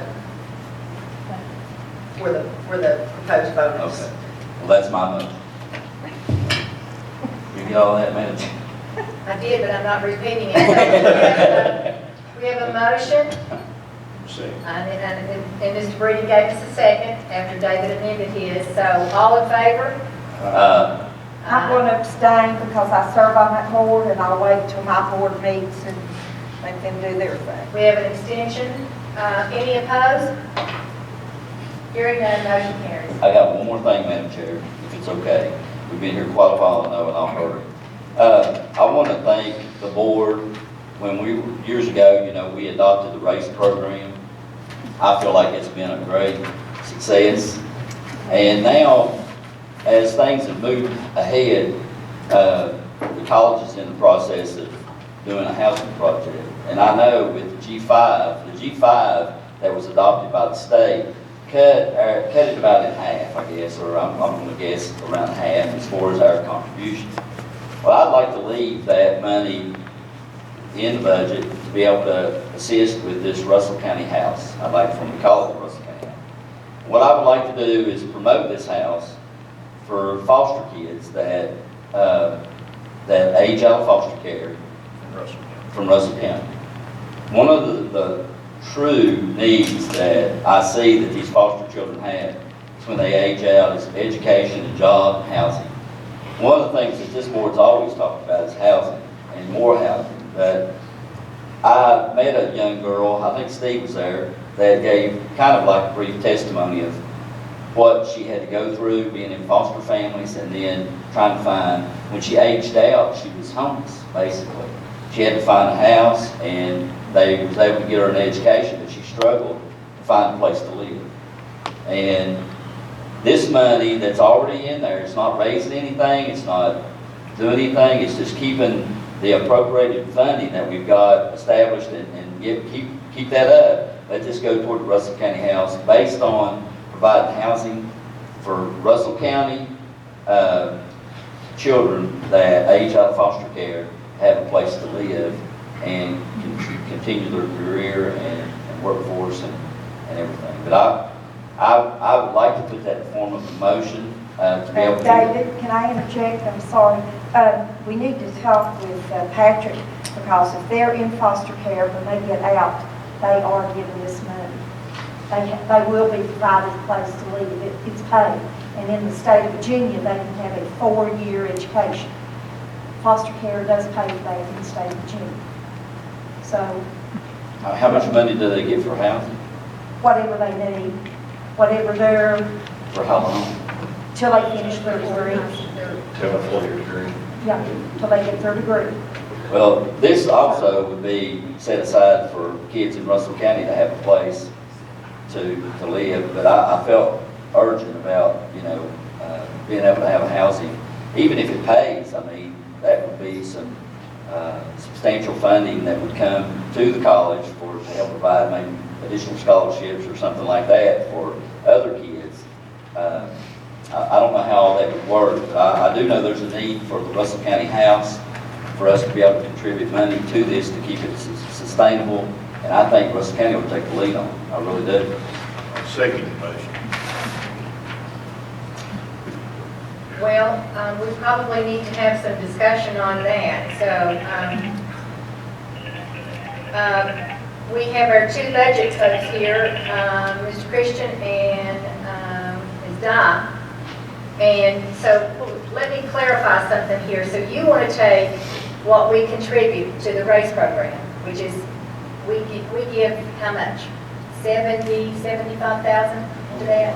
Just the difference between the state's new program is going to reduce it for us. 30%. Just take the difference. Yeah. What It's is taking the difference. The state's gonna reduce it, what, 30%? Yes. But, Well, could we But say, we're only giving a certain Yeah. amount. I want that clear. We're only giving a certain amount to the college. and my advice as the county administrator, with what I'm seeing in the budget, until the state gets done, this probably needs to be worked out in the budget workshops, because what y'all are going to see was a small sliver of what's coming down that will impact this county. Seriously, this is going to be the hardest budget I've seen in 28 years. So I realize we have a motion on the floor and a second. David, Mr. Eaton, do you want to rescind that, or are you willing to drive it on? Well, I mean, I just think it's a true need. We're not raising it. We're just keeping it, you know, there, functional, to be able to call this the Russell County House and be able to house students. I think it's an investment. I don't think it's a waste of money. I think it's an investment because you're going to get a good return on this investment by being able to help house these kids that can't have a place to live. And I don't think anybody on this board disagrees with that and disagrees with the idea of doing this. It's just that I think that, well, let's just see if we can vote it up or down, see which way we go with it. Boris, you want to vote on this? I think I'm gonna abstain, because I don't understand nothing about what is going on. Okay, Rebecca? I'm going to say no, just for the fact that we have not had the first budget meeting yet. And I know what we have paid into race every year, and we need to wait to see how much the governor's programs are going to help us. And I think the kids deserve it. I went to Southwest, both my children went to Southwest, but I'm going to say no at this time because we do not know what we're going to have and what's going to face our county to operate our county this next year. I don't want to shortchange our agencies just yet. I mean, we can come back. I'd be happy to come back and address it later, but right now I'm going to say no. David? Yes. Steve? Yes. Tim? Oh. I'm a no. So where does that leave us? Well, we can come back and address it, Come back. David, when we have our workshop on our budget. So, if we see we're going to make it, bring it back up. Please. Yes, I think that we're all on the same page. It's just we're in a scary situation right now. And I just don't think that we're at the point where we can do this. So we have a tie. No, you No. 4-2. What did I do? 3 no's, 1 abstained, and 2 Oh, yes. okay. Boris abstained. Okay, sorry about that. All right, moving on. Steve, you said you have nothing? Are you sure? Yes, I'm sure. I'm just teasing. Doing that. Tim? I'm good. All right, and the chair. I do want to say that I'm quite thankful for a good meeting. I think that it went well. I think that the folks in the seats that are looking back at us did a great job of commenting and showed very much concern, was acted nice and was reverent and treated everybody accordingly. I think it went well. So I'm very pleased to see how we've all come through this, and please don't bring up another noise ordinance, please. And with that, I will say thank you, and you are adjourned. Another ordinance out of